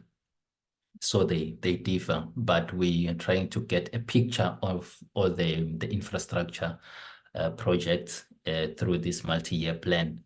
And then we have a program that we've been running, particularly over the past 5 years, which is focusing on the seminars to capacitate members as well as staff. There are different topics. So others, maybe their work, let's say, related to their master's or PhD, that they find that they are relevant to what we are doing, they bring them. But largely, when there's going to be a delegation. We have some programs of almost like yearly meetings where members participate, like the COP meetings. Then we organize these seminars to share the information and the trends that have been ongoing, as well as media discussions related to the upcoming COP, so that members, when they go to participate in these meetings, at least they are capacitated, while we also travel with them to ensure that when they are maybe requested to participate in some of these plenaries or shows, or sometimes it's interviews, at least they have the information handy. Sometimes it becomes more like one of our members maybe is going to chair a certain session or a breakaway session, or they will be part of a debate there. So we then support in that front. There are certain boundaries. We don't do committee meetings, committee minutes and reports. We don't do study tours and oversight reports. And we don't do political party support. We don't write speeches, but we do provide the background information that can be used for writing speeches. Sometimes there's a blurred line there. And we don't do study group attendance. And we don't support personal academic studies. We don't write homeworks and projects for members. This is from the research unit. And then this is roughly how the clusters are organized. The environment, agriculture, they are all in these intergovernmental and resource matters clusters. And then we have the different clusters. So I will just be flying through them in the coming slides. So this, like in finance, in education and recreation, that's where you have your arts and culture, basic education, higher education, science and technology. So what happens is that when cabinet is restructured, some of the colleagues, they get then moved around, others, they get assigned additional responsibilities because, like other government institutions, Parliament is also affected by the instruction to minimize the upward revision of cost to employment. So basically, try to reduce that expenditure. And then that affects the filling of posts. So you also have some of these posts where maybe it's just one content advisor that is left, and also the composition of these responsibilities are not always reflecting how cabinet is structured. Because cabinet today, they add this department, tomorrow they remove that department, merge with that one. So you end up finding that sometimes one person will end up being responsible for two committees. But anyway, this is roughly how they are. The education and recreation cluster, there are contacts there, as well as the finance and public accounts cluster. So these are some of the clusters that have personnel appointed. And then we move to this one. This one has been bleeding personnel, but this is where we support, and sometimes we are really thinly stretched. Well, not sometimes, most of the time. So this is how the cluster is composed. But anyway, since members, you have this presentation, I will just dash to the next one. So for example, like this one, correctional service, there's no researcher there anymore. Defense, there's no researcher. Police, there's no researcher. So, but the content advisor have agreed to cover, where possible, the responsibilities of a researcher until these posts are filled.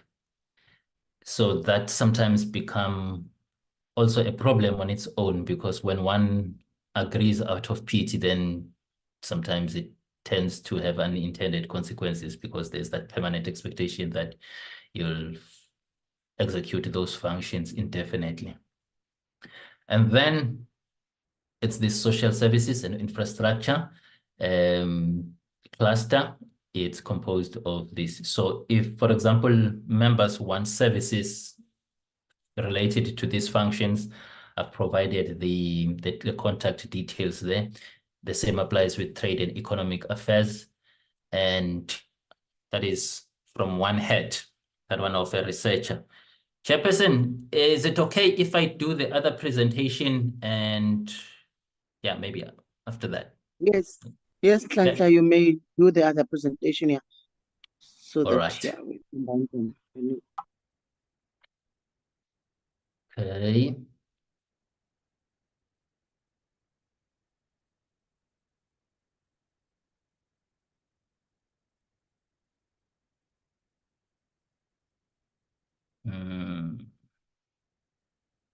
Okay.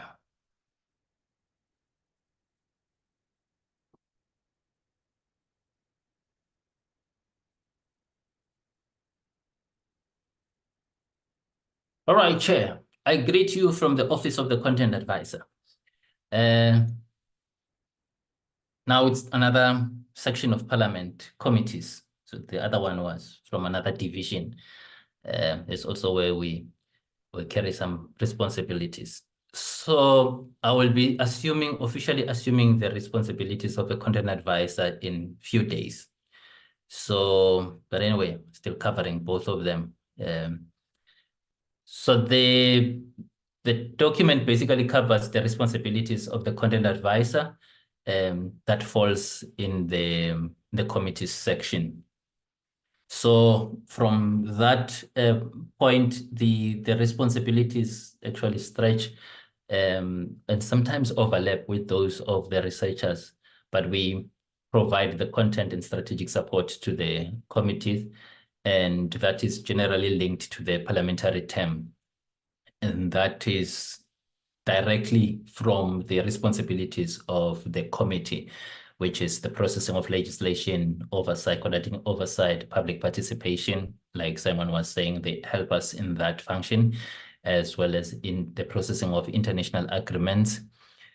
We have just at the tail end, we're at the tail end of one legislation that was introduced last term, but it lapsed, so it just needs to be reinstated. And that will be the Nairobi Convention, because they were just amending the scope of that international agreement. Although we were participating initially, the agreement when it was as founded, it was more like the West African coast, no, the west part of the Indian Ocean. So, and in the southern side of the Indian Ocean, we were not there. So because it's amended to also update it in line with the recent scientific development in the marine environment. So that's why member states need to agree to it. So it will be brought to the committee. And then it's the processing of legislation. I will take a little bit of time here. One of the things that happen when a committee processes legislation, based on what happened last term, is that legislation in terms of priority of Parliament is ranked up there. Then it's the other activities below that. The other activities include oversight visit. So the approach had been that you're not going to have an oversight visit when you have a litany of legislation that you are processing.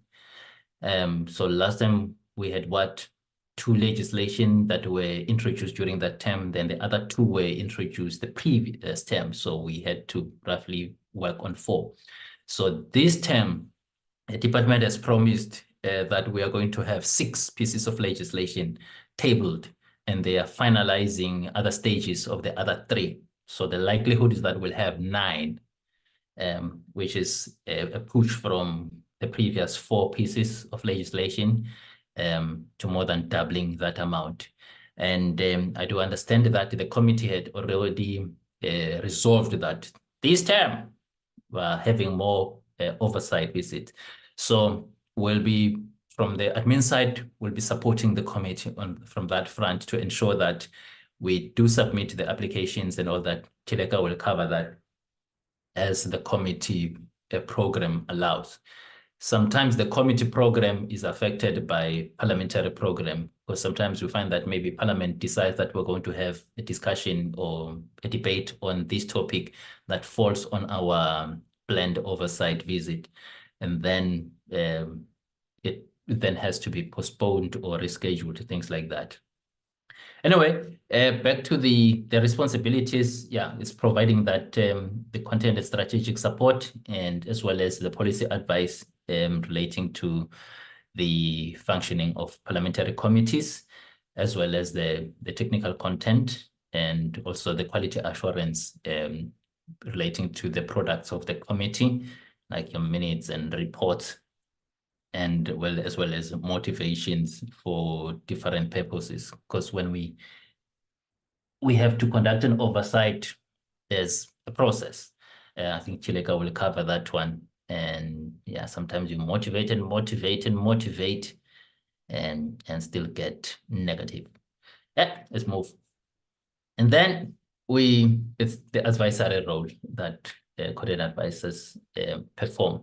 So the work is largely almost similar in terms of the working space with that which is offered by the researcher, except here and there, which is purely a content advisor responsibility. So I'm not going to go over these ones. I think it's getting clearer because we have covered it a little bit. And then in supporting some of those areas, like on the strategic planning and reporting, we have already done the legacy report, which is basically tabling it to the committee, to the new committee, and taking the committee through it.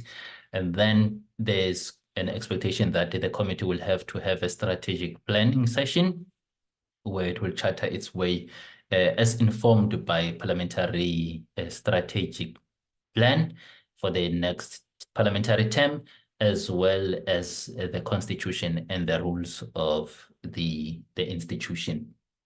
And then that will work together on that one. But sometimes you find that this gets put on hold, and we just work as provided for by the constitution and rules of the House. To a certain extent, the responsibility of the committee remains intact. So it may just be the focus area that the committee wants to have as its priority. But it sometimes does not really fly because it has to be approved in other quarters. And on the strategic planning session, yeah, I've already covered that one. It's influenced by the environmental scan, as well as other existing policies that are existing, as well as aligning with what the institution is focusing on. So we'll consider the plan of the department as well, what they want to focus on, as well as what is provided for in legislation. So one of the things that the committee may need to have at the back of our minds is the objectives under each legislation that the department is responsible for. Those are generally the measurable outputs that the department should be doing in terms of legislation. But like you heard them the other time, they were saying that sometimes they don't have the money to implement everything that is outlined there. But then if the committee also has the power to say these are the priorities that should be in your strategic plan, as well as in your annual performance plan. Because, for example, there are some of the core functions that the department is responsible for, but for some reason they decided not to include them in their annual performance plan. So the committee is empowered to say that we want to see targets relating to, let's say, for example, the committee is interested in the rehabilitation of dumping site, landfill site. So the committee can push for targets relating to the rehabilitation of those sites or infrastructure related to that. Then the department has to consider that. But then it also gets a little bit political, depending on what they feel the president has pressed upon them to include. But these are also proposals that the committee can make. The department, even after they've tabled their strategic plan, they can revise it based on the input from the committee. So as much as the committee is an oversight body, it also has that little bit of advisory role to say that, because members are from different backgrounds, some of the things you know a little bit better in terms of exposure, maybe you learned somewhere, you can say these experiences are working better somewhere there and there because they did 1, 2, and 3, and it should be considered for implementation maybe under this department or this program. Some of the things that work in the department, they actually came from Parliament, like from the committee. And so it becomes also one, it's a learning platform, but as well as imparting what you already know working somewhere else. And yeah, sometimes they don't really like it that way when you tell them that you must copy from that minister, because some of the ministers or some of the departments, they work a little bit better than others because they do certain things. So it works to a certain extent as an advantage when members can also get the knowledge from how other committees or how other departments are doing things that work, also to avoid this thing of reinvention of the wheel. And then it's the part related to the performance plans annually, basically reviewing them during the term. I know that other members do not really like this thing of self-assessment, but it's anyway one of the things that content advisors are responsible for, to say that these are the milestones that we had set for ourselves. How have we fared, and what are the reasons for achieving or overachieving or missing those targets, and maybe some corrective way. But at the same time, we also have to keep it in mind that we are not entirely in control of what we achieve or miss, because there are also other external factors that are outside our control, like, for example, the budget, and as well as legislation. And yeah, it's also to inform the committee program, because in this instance, we try to keep track of what the department is doing, what it's supposed to do, what they missed, and what they undertook to correct.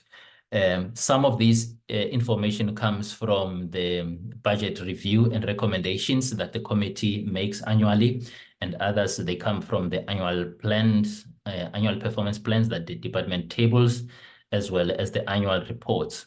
So, like, for example, members have been raising the issue of consequence management.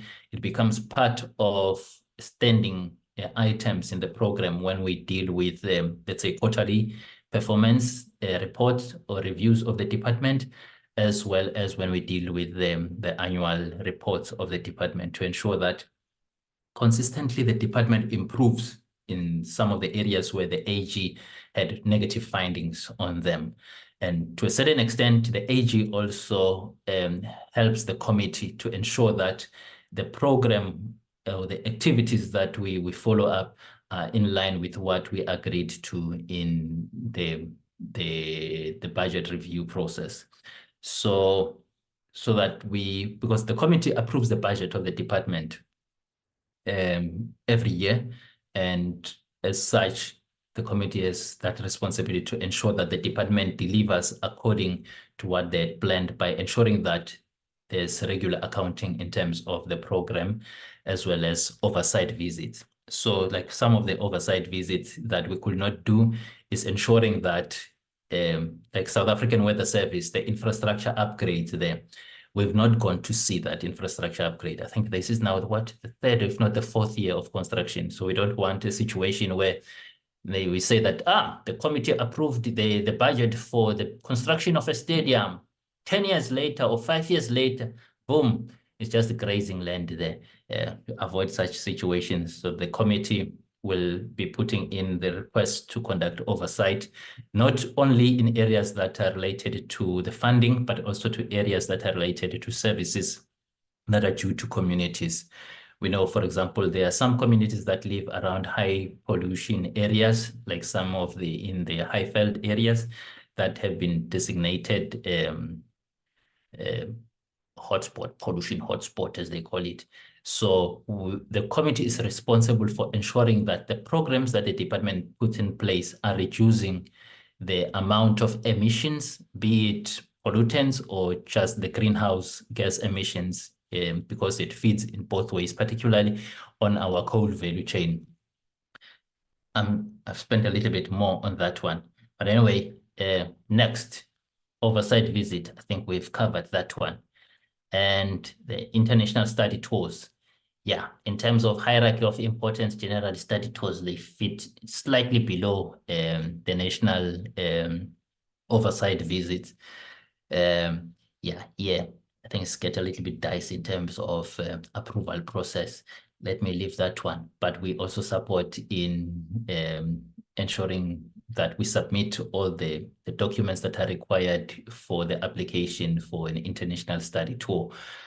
Some of these study tours, they are really helpful. We also host other parliaments that come to learn from the committee, how we do things, how we process things, whether it's public participation or whether it's engagement with stakeholders, because in other countries, NGOs do not come closer to parliament. And yeah, there's that kind of a vibe that exists that they're not expected anyway. And so others, they then come to us, how do you work together with NGOs and how do they support? Because we can't be everywhere all the time.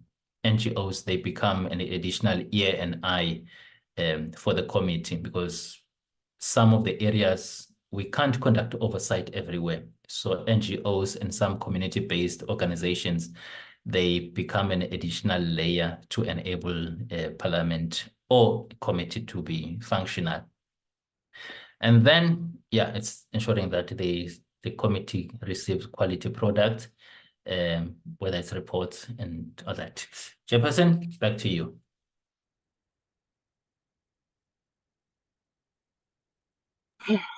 Thank you, Mr. Kininza. Members, those are the two presentations from Mr. Kininza. I'm going to note hands if you have any clarity-seeking questions.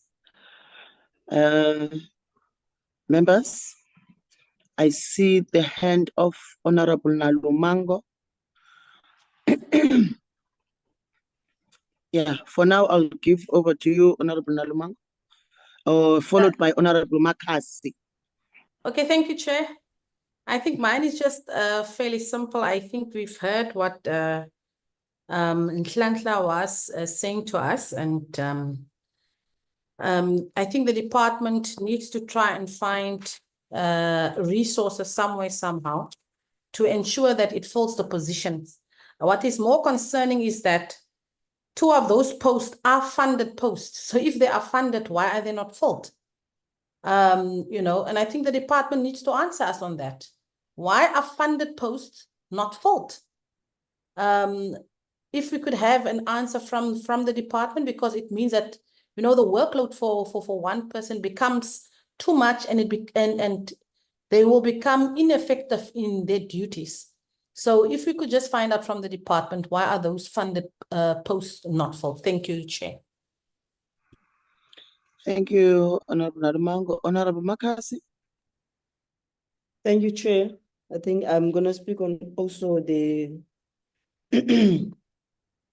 the comment made by Honorable Nalumango, that Nhlanhla actually has outlined very clearly how the part of work that he does, or the two differentiation of kind of work that needs to be provided to the committee. In addition to what Honorable Nalumango is saying, I did hear Nhlanhla saying that the posts that are not filled in are also funded. And I was going to request a chair through your office that at least maybe directly to the department that would need to have a full complement of the support staff that is required, so that Nhlanhla is not seen as also assisting. That's the word that he used, because I was listening and checking whether is he probably maybe out of acting, getting an acting allowance, which I did not hear.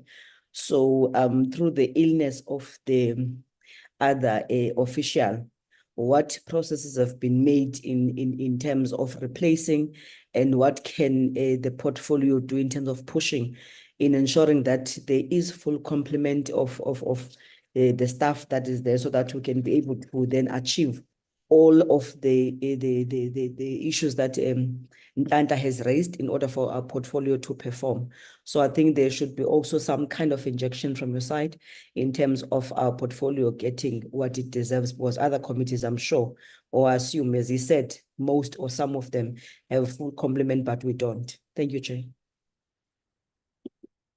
Thank you, honorable members. I fully agree with what you have both raised.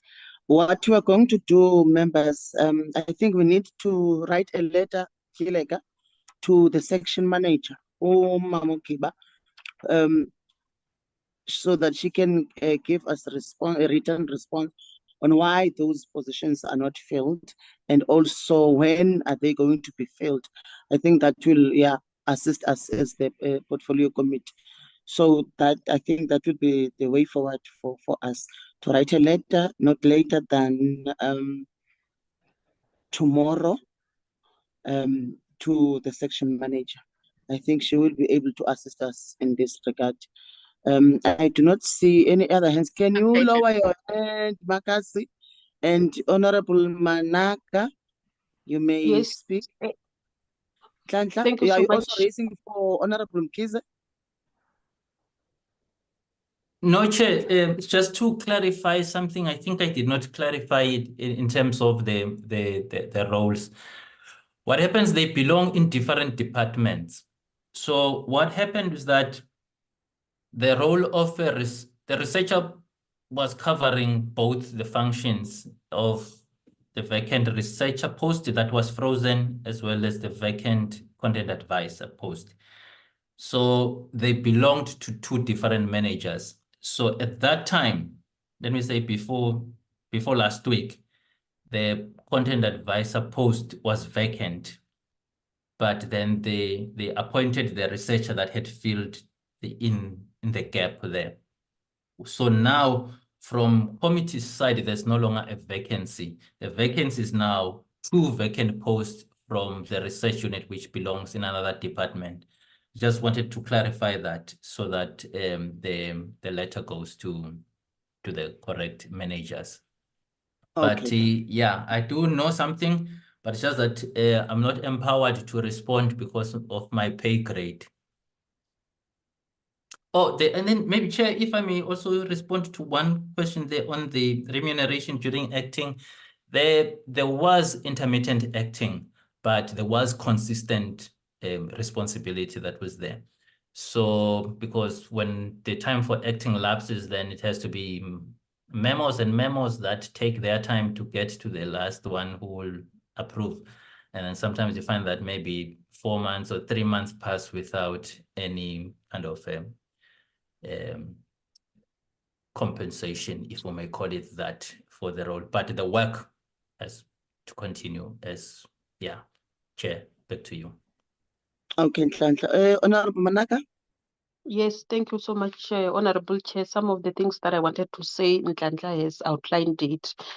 I think it should be also be noted in our part that the researchers, sometimes they do rotate on a Honorable Chair.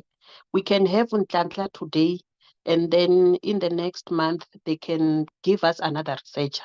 I heard Ntlantla saying that there will be days that as the portfolio committee on DFFE, we will not have the researcher. I would suggest, Honorable Chairperson, when the secretary is going to, when the secretary writes the letter, she should also indicate that we will not allow the situation. We will not be comfortable with the situation wherein, as the portfolio committee, we have days wherein there's no researcher. If there's no researcher in the portfolio committee for a week or so, I would suggest that the department responsible should be the one who should replace whoever should be in the department by that time. But we would prefer to have somebody who is more knowledgeable with the content that we're dealing with as the portfolio committee. Thank you so much, Chair. Thank you, Honorable Managa. Honorable De Block, you wanted to say something? I just raised the thumbs up while Dr. Managa was speaking in support of what she was saying. Thanks, Chair. Oh, okay then. Okay. Thank you, Honorable De Block. Chi and Nhlanhla, I hope you have noted what were raised by the members. And with regards to the letter, then it will be returned to the relevant department or unit so that we can be fully functional portfolio committee. We cannot afford not to have the full complement of the portfolio committee, including with the staff. Nhlanhla, do you want to respond to some of the questions that were raised by honorable members, Honorable Nalumango Makasi? I can hint on them, but I think the managers responsible, just that I know about some of these things. There was kind of a thing that was put, the freezing of the filling of posts. So managers decided to use the route of acting, and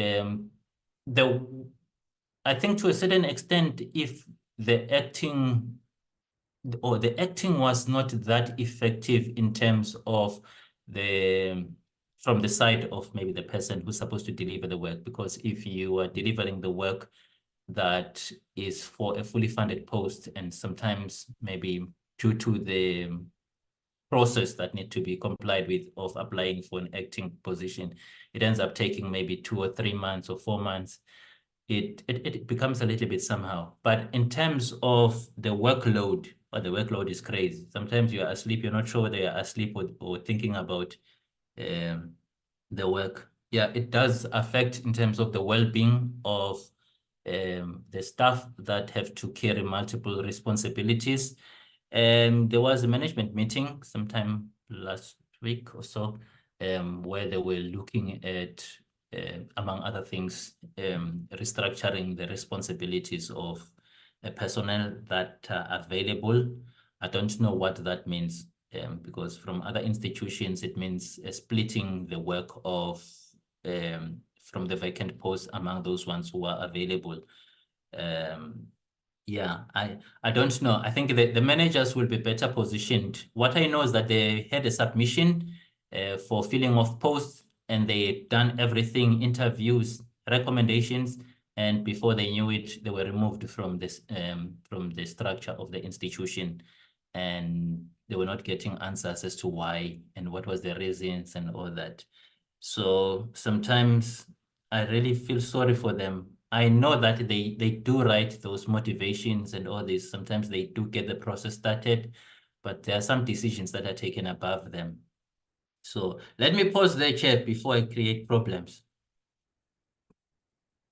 Okay, thank you, Nhlanhla. I think when we are having our next portfolio committee meeting, we will have to invite the managers that are responsible for this position or for this post or of these units to come and respond to our questions. We will write to them as I have indicated, but pending to their availability, they'll have to come and respond to us physical on when we are having our meeting next week. I think let's leave it there, members. Here, let's move to the third presentation, which is the consideration and adoption of the second and third term program. What is it now? Chair. What is like it I was now? also going to present my role just quickly. Oh, sorry. Short. Yes. Okay, you can do that. Sure. All right. Good afternoon, honorable members, colleagues, and members of the public that have joined our meeting. I will quickly present on my role in supporting the committee. So we are the Forestry and Fisheries and Environment Committee. Chair, Yes, Chair. can Yes. you switch on your video so that they can see you and then switch it off again so that those who do not know you can Chair, see my you? network is very unstable and there are many buttons that I'm controlling as I'm the host of the Okay. meeting, so I won't be able to switch on my video. Oh, okay, it's fine then. Yes. Okay, so our committee chair and members consist of 12 multi-party members. For example, we've got the ANC, we've got the DA, we've got the MK, we have the Action SA and Patriotic Alliance.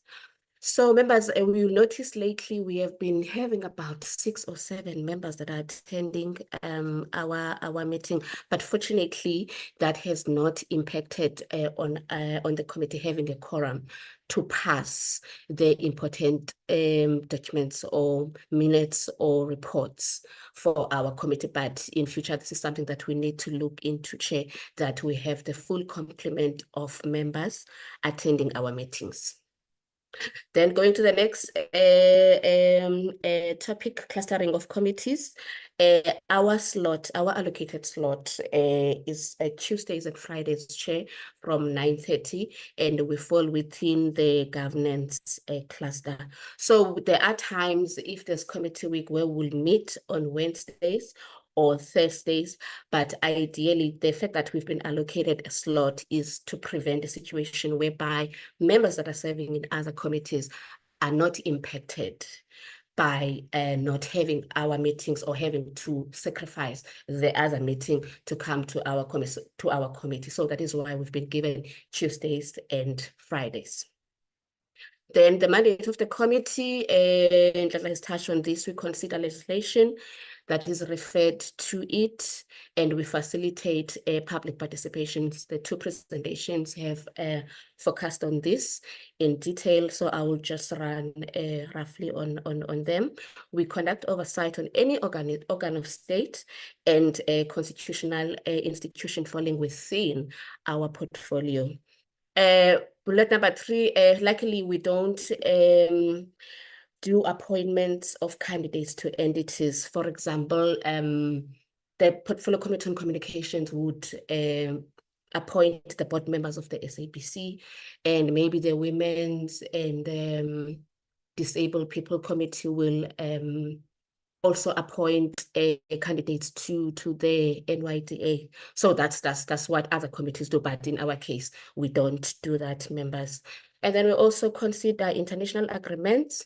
Like I indicated earlier that we will pass international agreements. That one has not been tabled as yet. It was in the previous parliament, but then it lapsed. So the department needs to retable it so that the committee can finalize and adopt it.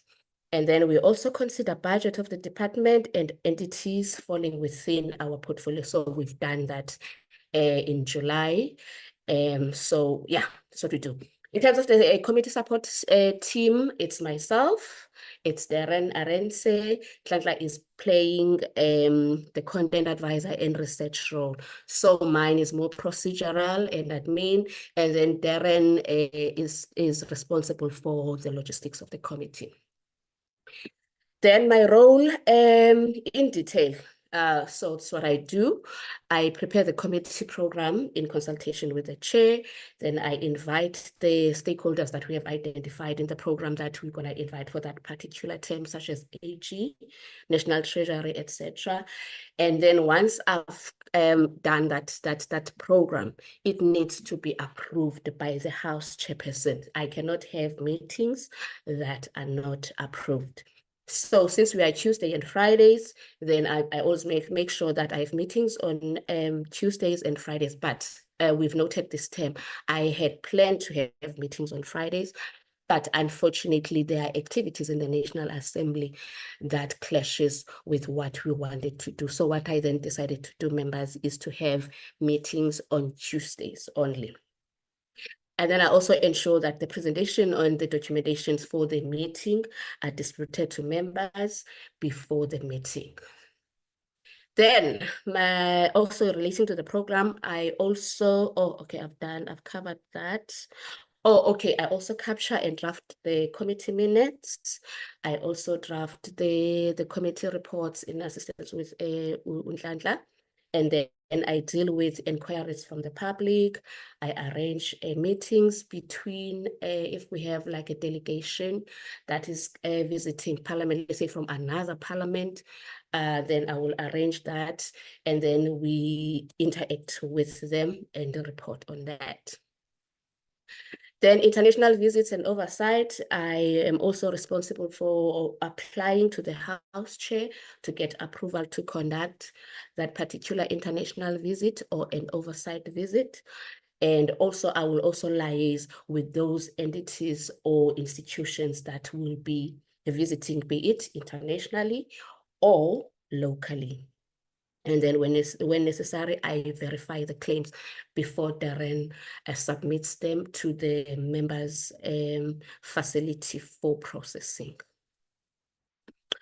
And then also, like I said, international visits, I will interact with the Department of International Relations once the committee has decided which country we're going to visit. Then I will liaise with them, draft the program, but also in consultation with the committee, because everything must start from the committee before I go out and interact with those institutions.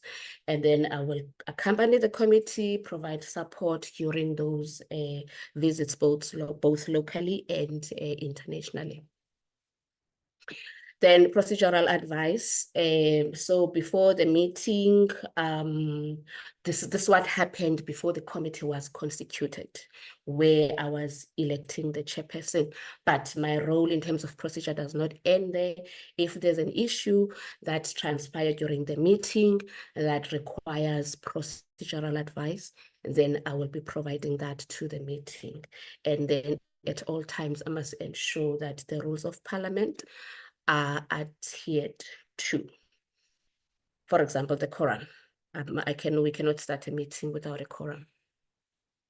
Oh, thank you, members. That's it from my side. But I will present Can you another cover the one role of for... the committee assistant as well? Yes, I'm going there, Chair.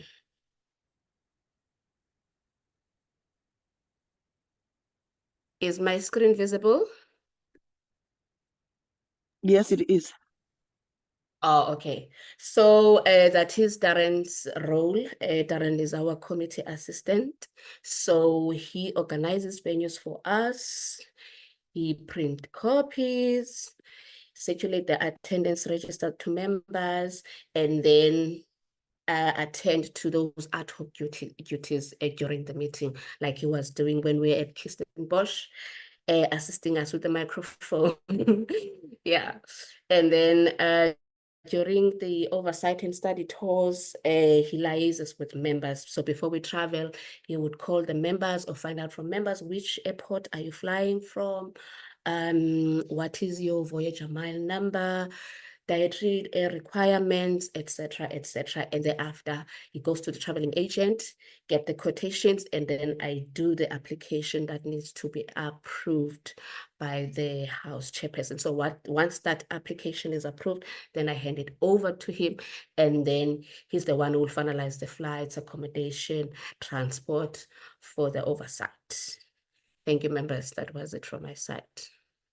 Thank you, Chair. Any questions, members? I don't think this require questions, but if there's any, you can raise your hands. It's clear. Honorable de Block. Thank you, Chair. I just wanted to check up with the Secretary around those 12 members that are assigned to the committee. We certainly have our core of members that are attending and really moving this portfolio committee forwards. And I wondered who those other members are that haven't been attending, but they do make up part of our committee, and how we perhaps get them to interact some more. I noticed in the chat, and I raised this with the Secretary offline, that Deriline James from Action SA, Honorable James, has an AI assistant taking notes in our meeting, but she herself, as far as I'm aware, is not actually in the meeting. And I don't know that she's actually still part of this committee, or if she's been removed by Action SA or reassigned somewhere else. Just some clarity on that would be appreciated. Thank you. Chair, Thank you. will you be able to respond? Yes, yes. Until I get an official correspondence that a member has been deployed to another committee, I will say for now, the member that Honorable Block has referred to is still the member of the committee. But also the members that have not been attending is Honorable James, Honorable Jonas, and recently Honorable Derego has been discharged from our committee to serve into cooperative governance portfolio committee. She is a whip there. And then Honorable Nkunu has also been, she was serving in the tourism portfolio committee, and she was an alternate to our committee. But now with these new changes, she's a whip that side. But I was just saying, members, that it's something that we need to look into, that we make sure that the members that form part of the committee attend our meetings. It's also something that I will also do from my side as well. But when I send out the notices, I make sure that I do send the information to them. But I don't get responses, so I assume that they are busy with other committee commitments. Thank you.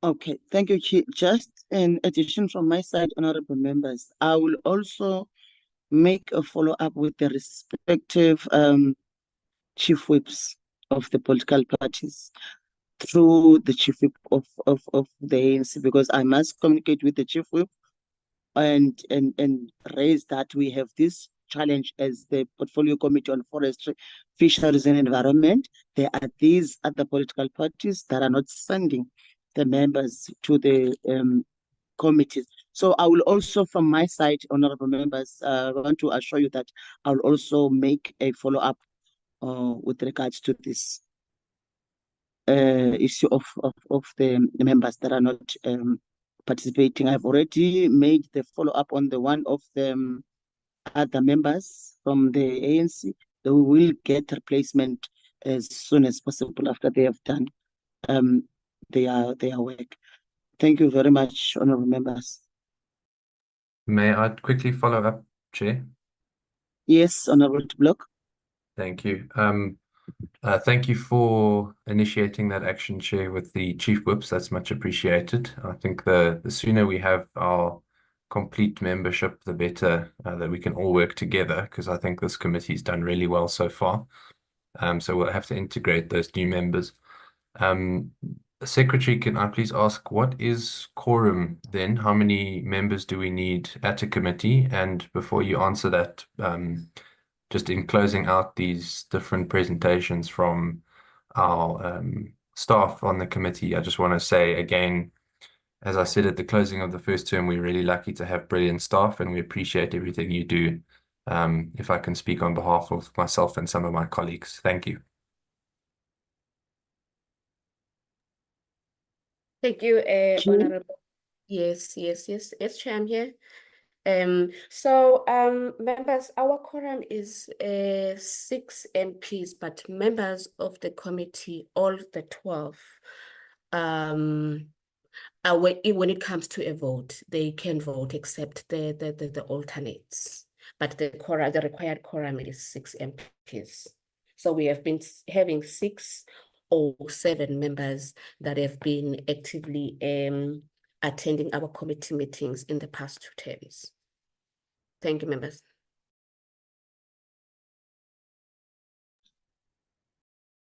I hope that is clarified, honorable Block. Are you fine? Very happy with that. Thank you, Chair. Okay, thank you then.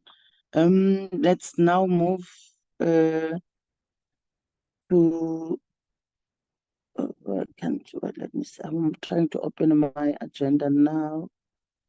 Oh, okay. Let's now move to the other item. This is an old. Oh, okay, sure. Yeah, to this one, the presentation of our program. Yeah, for the Yes, second. Chair, we have covered the first. So we are on the Okay. 27th, Chair. You are on the 27th. Okay. You can move. So these are the agenda items for today. Yes. And then next week, Chair, we will be receiving presentations from the Auditor General and the DPME, or they relate to performance of the department and its entities from 2019 to the current, to 2024. And then, so Chair, what I did with this program, like I mentioned before, we're supposed to have Fridays, but because there's a clash with the NA activities, so I only focused on the Tuesdays, like you see. Then the 10th, will be getting a briefing from the department. Every quarter, they must report to the committee how they've achieved what they've said they would achieve in their APP. So because the current members were not in the previous we're not part of the committee when they presented their 2023-2024 APP. So they will be continuing with that. So in Feb or March, they've presented their first quarter. So this time around, they will be presenting their second and third term quarterly reports. So that's what we'll be dealing with on the 10th of September and on the 17th. And then Friday, the 20th, then that's when this current term will be ending. So we'll be adopting that committee report that will be based on those quarterly reports and minutes. Unfortunately, we don't have an oversight period that has been allocated for this term. But when we go to October, from the 8th to the 11th, that week is for committees to conduct oversight. So I will be needing guidance from members to identify which provinces are we gonna go to. But from the previous discussions, we've mentioned that we need to visit Engine, we need to visit Isimangaliso. Also, we also need to visit Mpumalanga, Nendlantla for equality. And then there's an oversight visit that also we did not conduct in the previous term, where we were supposed to go and visit Northwest Stockpile. There was burglary that happened in that stockpile center. So we're supposed to go and investigate, and then also meet with the Northwest Provincial Park officials to investigate what happened during that incident. So those are the proposals that I'm just throwing to members, but they need to guide us. Yes, Lata? I see your hand. Chair. Yes, Nhlanhla. Okay. Then there was I can see also Funeka wants to be the chair. Sorry, Chair. There was also the discussion from the committee relating to the Kruger National Park communities, particularly around the lack of progress in the beneficiation, partly as a result of the dysfunctional nature of the CPAs that are supposed to be legal structures into which SANParks pay the dividends from the park. So that one has not been done. But I was thinking, Chair, maybe we could, because before we know it, this term is over. 12 months is gone. 18 months are gone. We are midway. We can already start maybe populating some of the thoughts into January, March next year, some of the things so that we don't miss them. Because like for now and the next term, it's already tight from the document that we are working on. And we also trying to avoid a situation where we are meeting so frequently that the impact is minimal. Because it will be helpful maybe if the committee has certain priorities that we focus on these ones and ensure that we take them from A to Z, so that at the end of the time, we do not just report on we've had so many meetings but no impact, or something like that.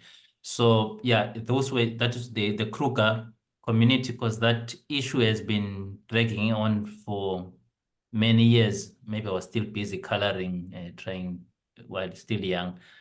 That's when the inception of those problems started, and until now. Then it's the part relating to the South African Weather Service. Their infrastructure has been receiving a budget from the committee, and we have not gone to see the weather monitoring stations that they said they have been upgrading, and basically the fleet of their infrastructure that they've been updating or upgrading, as well as moving some of their infrastructure from high-risk areas, because there's also been incidents of vandalism and also theft of some of the components. So just to get also a picture of how they get to do their work. Chairperson, let me also mention that we have started some tentative discussions for next term with the officials from the department, so that the committee can also visit that. But just that I was not sure whether would like us to go through the whole program first before we get to suggestions, or we already propose items relating to that date there, where we have been allocated slot for oversight visits. Chair? Okay, I think when we reach that part of the 8th to 11th of October, planned oversight visits, I think we can then zoom into which areas we would think of visiting. We need to prioritize them. I think when we deal with this part of planned oversight visit, then we can discuss those recommendations that you have.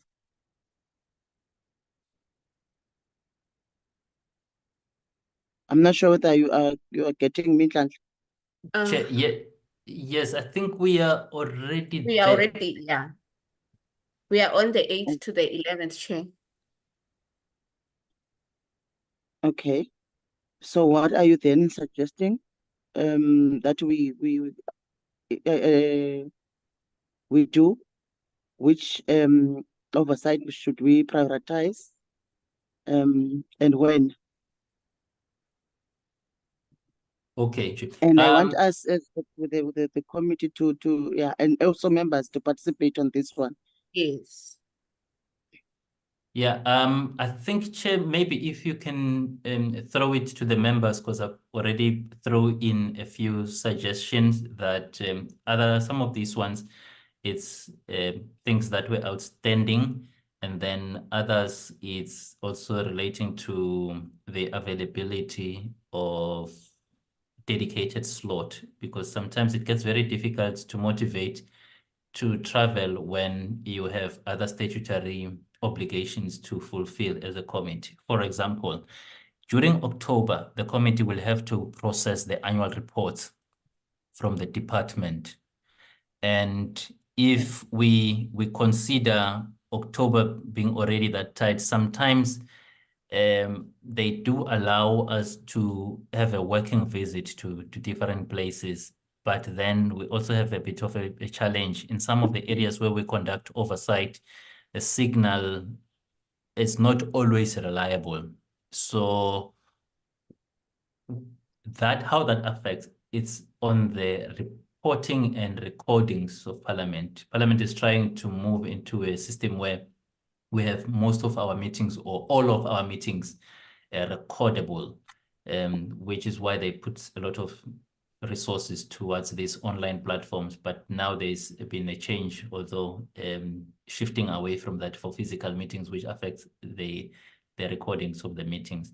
So back to that one, that is to say, if the committee, let's say, agrees to that, okay, we are going to Kruger National Park, then we are going to deal with the issues relating to the communities there, then maybe we can also do around the progress that they've made in terms of infrastructure to reduce poaching and the programs there. because some of the briefings relating to Kruger National Park, due to their sensitive security nature, cannot be open to public, like a public discussion. That is almost the same as a meeting on fisheries patrol and surveillance. The department and the entity can brief the committee either in a closed session or when we are there, just off the record, so that they don't mistakenly share their strategies and everything with some of the people that are exploiting some of these resources. Back to the point. One of the options that if we do Mpumalang, it's 8 to 11, 8, 9, 10. So it's about 3-4 working days. The committee can decide that, okay, if Monday we're being in a traveling day. I'm saying with Monday being a traveling day. Okay, so the committee has 4 working days. If, let's say, we go to one province, we can identify issues and just maybe thoroughly deal with that province. But there's also the option of splitting between 2 provinces. For example, if we go to SOS in Pretoria, Pretoria is almost at the center of the travel nodes. We can easily include oversight visit to SOS and maybe something else. Because, for example, part of the priorities maybe that the committee has to focus on has to do with either the wildlife management side of things, or let's say decide to do pollution. We can just decide that, okay, this oversight is related to pollution. We just focus on pollution related stuff. And then we can do that, but it does not limit the committee from adding other aspects. For example, if we go to KZN, there's pollution issues there. Then there's the infrastructure issues related Ismangaliso and KZN Ezemvelo that the committee can also attend to. And then there's the part that relate like pollution, there's the air pollution, then there's the water pollution that relates to the incident where chemicals flowed down a river, killing every form of wildlife that was there and vegetation. So we can group the items per province, then we can also see how much we can do realistically in the province, because there's also other stakeholders. You find that there's also community-based organizations that would like to also make submissions. So in sometimes you find that we end up taking the full day. So maybe if the committee can just suggest that, okay, maybe we do this in that province, then we can identify the outstanding issues in maybe those provinces. And then maybe we can come back to the committee and say, these are the thoughts that we have, grouping them and also putting in how the travel arrangements will work in terms of practicality. Chair? Okay. Please flight the program again, because now we see Nhlanhla.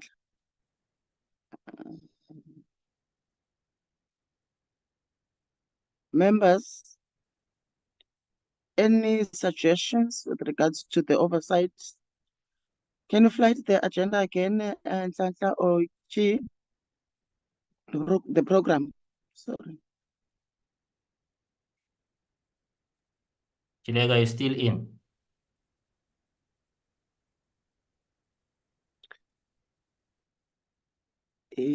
I do not see Chilega.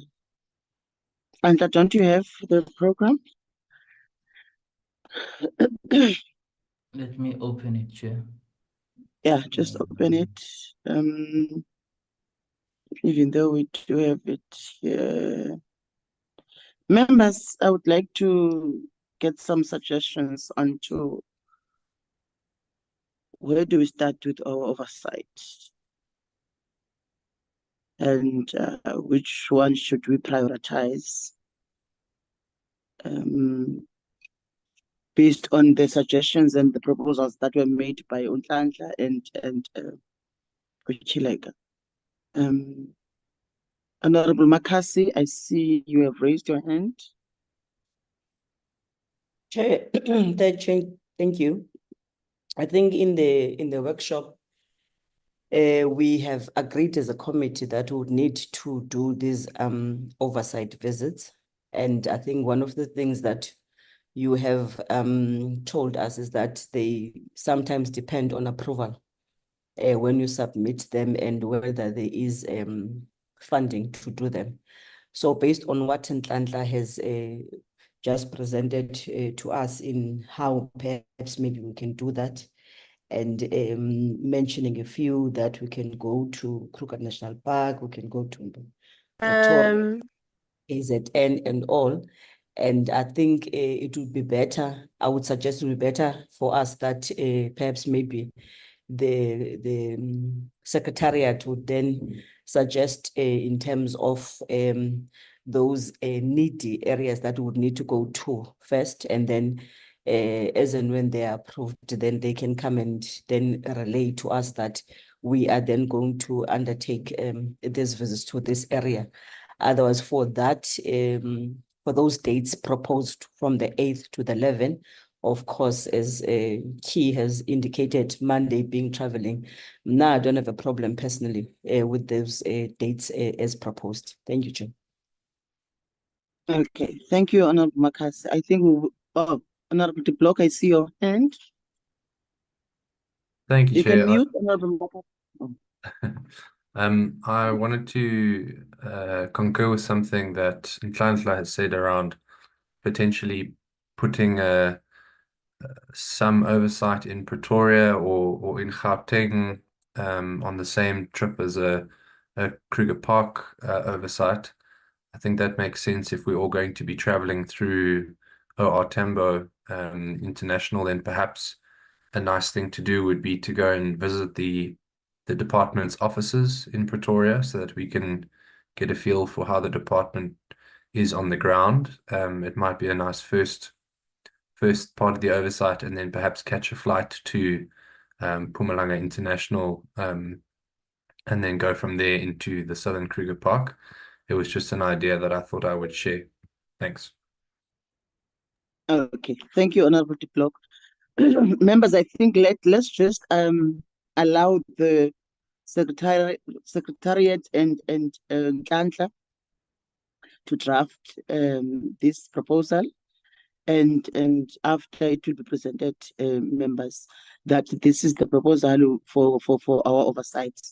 I think let us leave it there, and I will also have an input on that. So we will work on that, members, and then come back to the committee for you to see if it is the correct route that we'll be using. So I'm fine, honorable members, with that one. Let's then move to I think we kill again. Sorry, members. Yeah, I'm back. I was cut off. Yeah, I'll flight the program. Where was I? Okay, for adoption. Yeah. Okay, members, can you see my screen? Yes, we can see. Just go up because we've already dealt with the one of the oversight. Okay. And then the following week, Chair, will be the 15th of October. Yes. Yeah, there we will be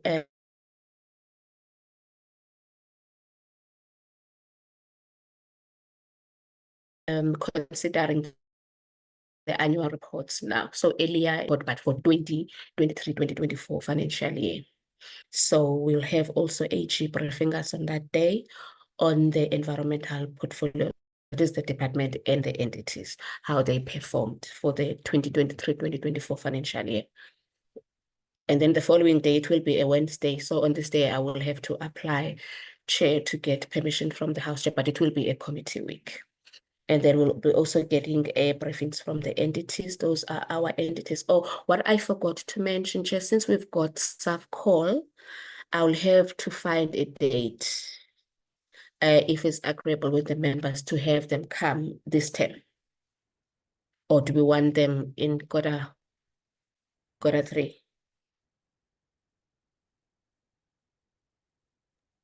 let's find a way for this term. For this term. Yes, because we need to know what exactly are they doing. All right, all right. And then there was also a request by members to have the Presidential Commission to brief us. Do we want that presentation to be this term also, or must we put it in October? Members, Nhlanhla, I see your hand before I give over to the members. Yes, thank you, Chair. It's just that the proclamation by the president happened when there was already, the ink was already dry on this program.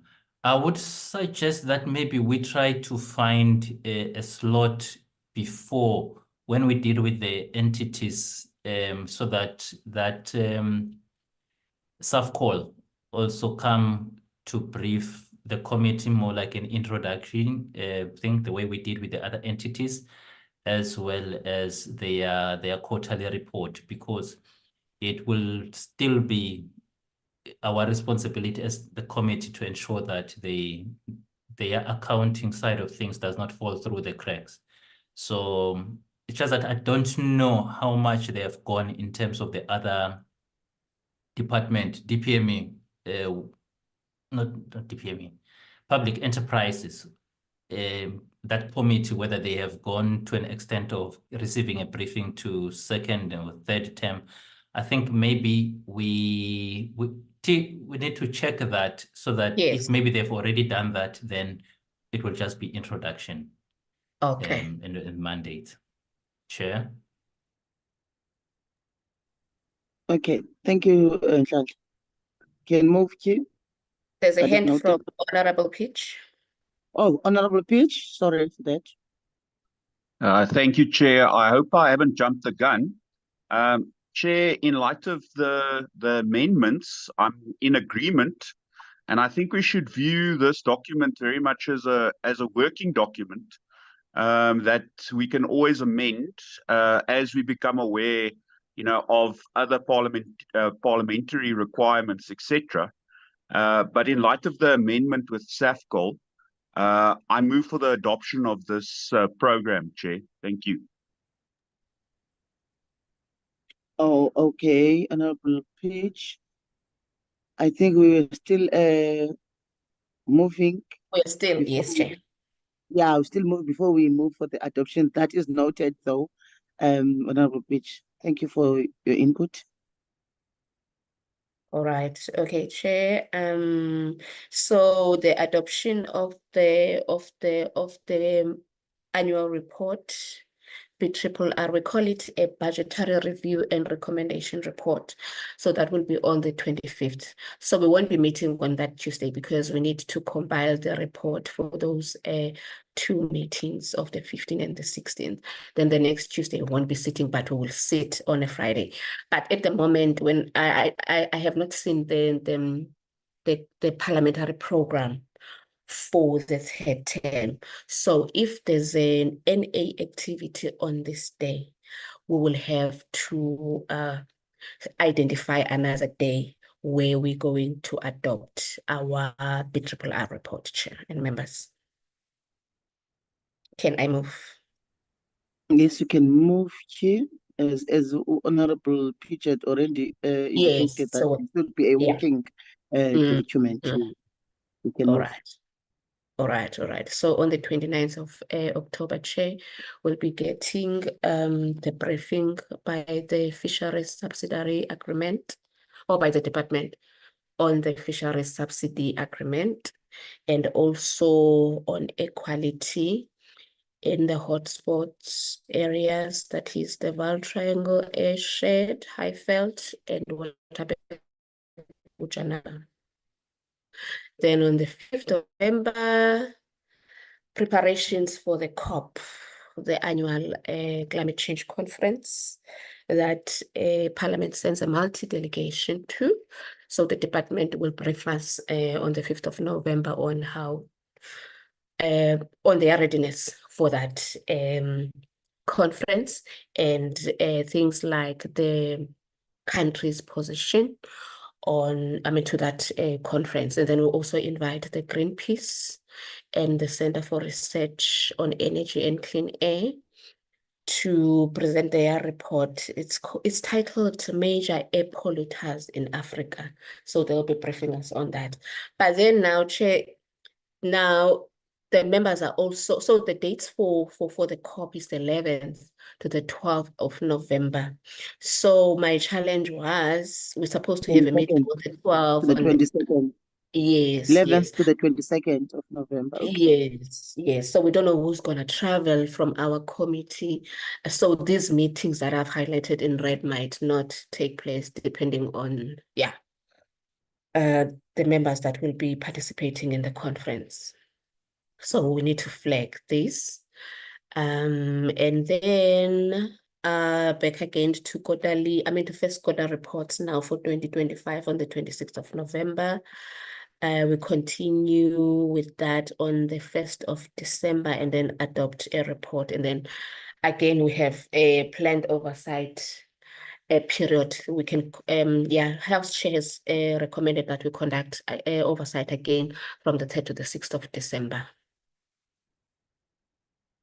And then that will be the end of the program for this year. Thank you, Chi. That's it, honorable members. The draft program. I've noted that Honorable Pitch had already moved for the adoption, but I just want to check if there's no questions from your side, members, before I take a second for the adoption of the program. Honorable Manaka, I see that your mic is on, yes. Yes. When she was presenting her role as a secretary, she said one of her roles are to make sure that the members do have some sittings as the committee. Then there were some scheduled days that the committee were scheduled to have their sittings. Those days are Tuesdays and Fridays.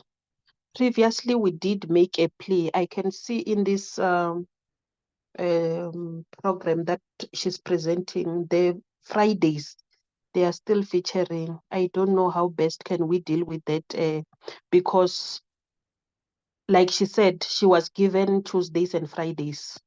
But we are saying as the committee honorable chair, the Fridays, they don't cover us because we have other responsibilities, especially because some of us, we need to travel to our constituencies, which are far away from the Western Cape. I don't know how best can we resolve this issue of having portfolio committees on Fridays.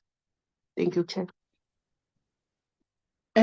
Honorable Manaka, let me respond to you on that. You know, when we had our training of chairpersons of portfolio committees in Pretoria, we were informed by the chair of chairs that Friday, it is a working day.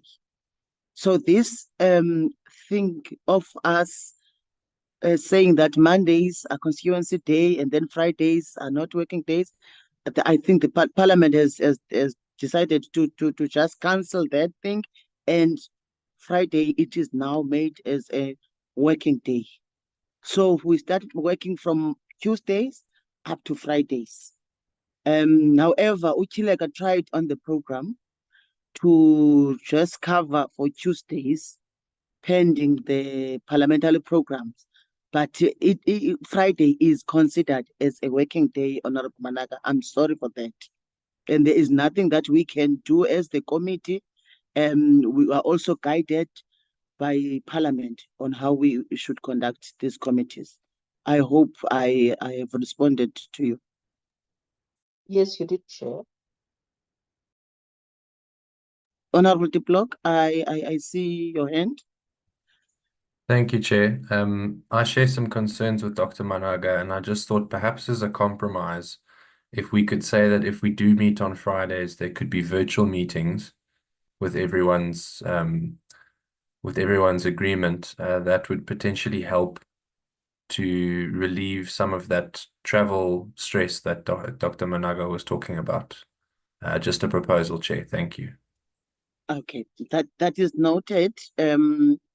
I think we should also need to advise us virtual meetings during the morning or late Fridays. I think we need to have a clear indication, Honorable Diplock, whether those meetings will be during the day or in the morning or in the evening. So that your proposal can be finalized. Yeah, I would propose the morning slot. If that's what we're going to do on regular Tuesday meetings, I propose we keep the same time slot for virtual meetings on Fridays. Thank you. Okay, then, Chair, I hope you have noted that.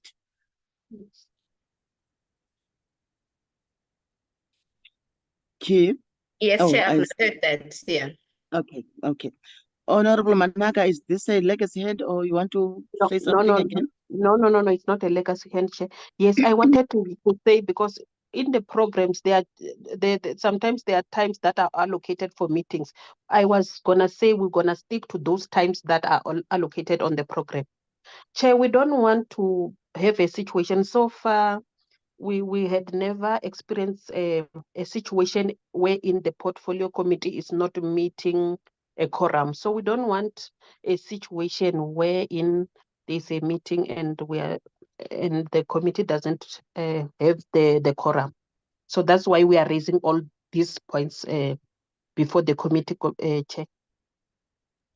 Okay, that is noted. And what I want to bring to the attention of members as well, honorable members, is that Friday might also be used by Parliament. Let's say we might also have a physical sitting or a virtual sitting. So I think we need to also note that, going back to what was raised by Honorable Pitch, that let's consider this program as a working program or document. Members, we need to note also that. Noted, Honorable Chair. Okay. No, it's fine then, honorable members. Okay, let's Chair, move. I will need a mover. Yes, Honorable Pitch moved for adoption of the program, and then we just need a seconder. Yes. I see the hand of Honorable Mkiza. I second Honorable Pitch. Seconded by Honorable Mkize. Yeah. Thank you, members. I will now publish all our committee meetings in the Z list, because we can't publish if the committee has not approved the program. So that's why you only saw few meetings that were published, but luckily the House Chair has approved this program, but it needed to be tabled to the committee for adoption before we publish. Thank you, members.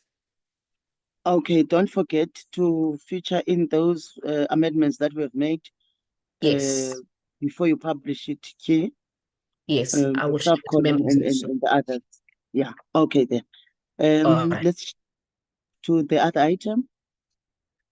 The last item, Chair, it's the minutes.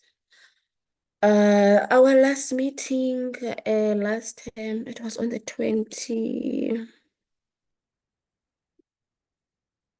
24th of July. Is my screen visible, members? Yes, it is. Yes. Oh, thank you. Yeah, it was the 24th of July. We were adopting the minutes of the meetings that were held from the 9th to the 11th, the meetings that were dealing with the APP of the department. And also the legacy report was presented on this day. And then in attendance, those were the members that were there. And then apologies from Mamumtunu, Miss James and Mr. Jonas were received. The officials that were supporting the committee that day. And then on page 1, the opening remarks by the chairperson. it was raining that day, members.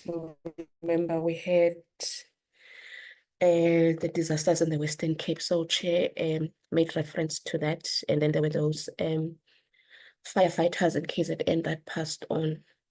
And then Chairperson offered her heartfelt condolences to the affected families. And then Chair also announced that the climate change bill was signed into law by the President and requested that members should work collectively to ensure that the department implements the climate change bill. And then those were the apologies. And then I took members through the draft minutes. And then the minutes were adopted, minutes of the 9th, minutes of the 10th, and minutes of the 11th in that order. And then Nhlanhla presented on the legacy report of the 6th Parliament. Those were the focus areas that he presented on. And thereafter, I'll spend more time on this page, Chair, where the committee asked clarity-seeking questions. So the questions, these were related to the department, although Nhlanhla was presenting. So there was the members' concern about consequence management around supply chain management. And then members were also spoke about the management report, the survey, the targets set by the department. And then there was a concern that from members regarding under expenditure by the department, and also the filling of a critical vacant post by the department. Also, a need to decentralize the fishing services so that communities in those provinces are able to access the services of the department. And then we also looked at the impact of air pollution to communities, the intentions or plans by the department to reinstate the green courts to prosecute environmental offenses. And then we also looked at failures by the department to enforce law and policing, and especially around the coastline. And then there was a question on whether the South African Navy was assisting the department in this regard. Members also asked, there was a concern that less oversight trips were conducted in the previous term, and members wanted to know how can Parliament assist to ensure that there's more oversight this on the 7th administration. And then what else? We also looked at the turnaround time for fisheries applicants to have their fishing licenses processed and approved. And then there was also a concern by members around the slow growth of aquaculture. Also the fact that there were not, or there was lack of support in terms of land, support and infrastructure and finance. And the members also raised concern around waste collection and disposal infrastructure, especially in rural areas and townships. And then also there was also a concern around the old infrastructure at the source, our NDT. And then the use of synthetic animal skin and how the communities around the parks were benefiting from these efforts. That was another question. And then also members asked about the air pollution around the South Durban Basin that was affecting the communities. And then members also asked about the bursaries that the department was offering to students and whether they were absorbed into the department after they've completed their studies. And then there was a question around the monitoring of alien invasive species. And we also looked at the lowering of the fence at the Kruger National Park, and how does that impact to the safety of the communities around that area. And then there was a concern around fire protection associations, only the white ones that were, the white landowners were assisted. And then we also looked at the budget cuts on EPWP programs. Members also asked about the water licenses for the forestry sector. And then although these questions were more related to the department, but Nhlanhla tried to answer some of them, and these were the responses that he reported.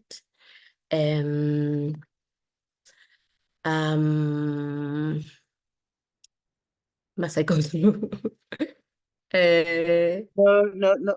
We have received this minutes here. Oh, Yeah, okay. you can just Yes. go to the resolutions, and thereafter members will chip in. Okay. All right. Okay. So these are the resolutions that they decided on. So Honorable, I think it was Honorable de Plok who said members need to refer to section 12 of the legacy report on the issues that Nhlanhla might not have covered during his presentation. And also the committee needs to ensure that there's more visible public participation and oversight visits in the seventh administration. And we also resolved that the committee will visit Engine so that members can witness what happened during the explosion. And also to interact with the communities around that area that were affected. And then we also resolved that waste management needs to start at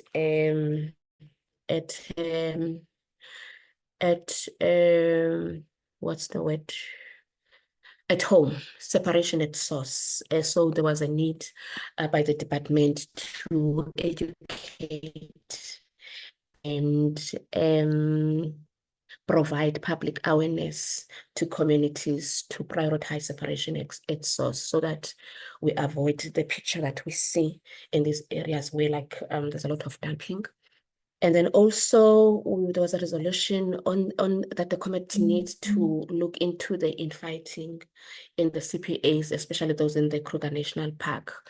So I think we'll cover that when we conduct that oversight visit in October.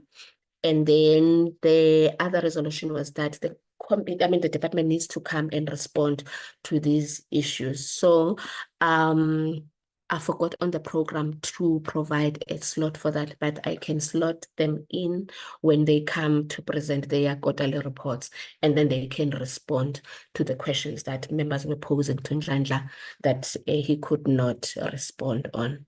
And then we were supposed to have a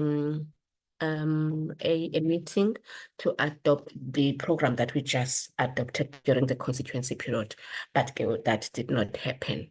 But we have since adopted it today.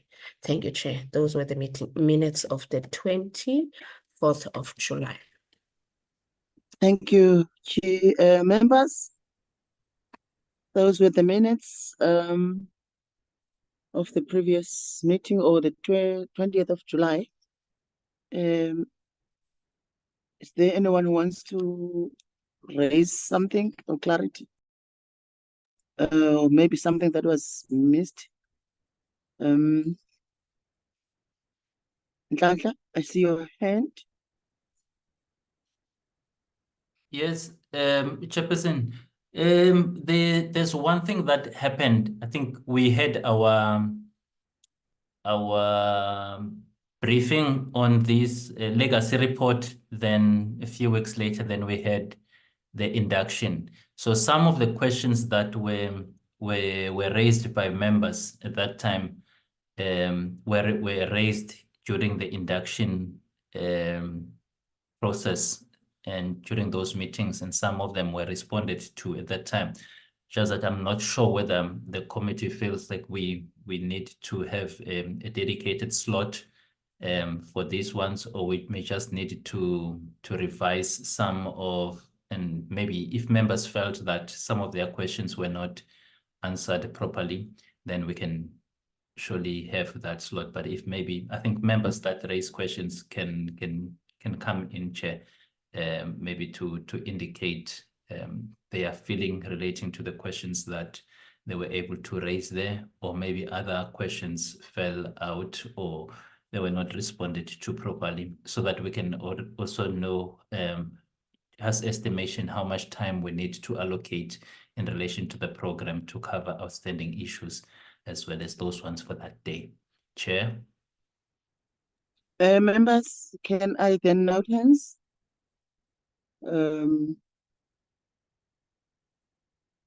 If there's no other things that you want to raise with regards to the minutes, can I then note hands for a mover and a seconder for the adoption of the minutes?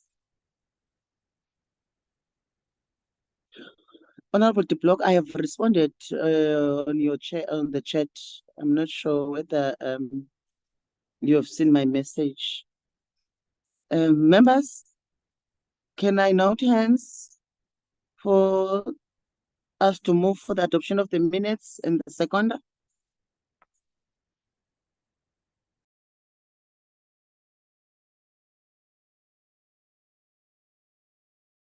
Am I audible, honorable members and colleagues?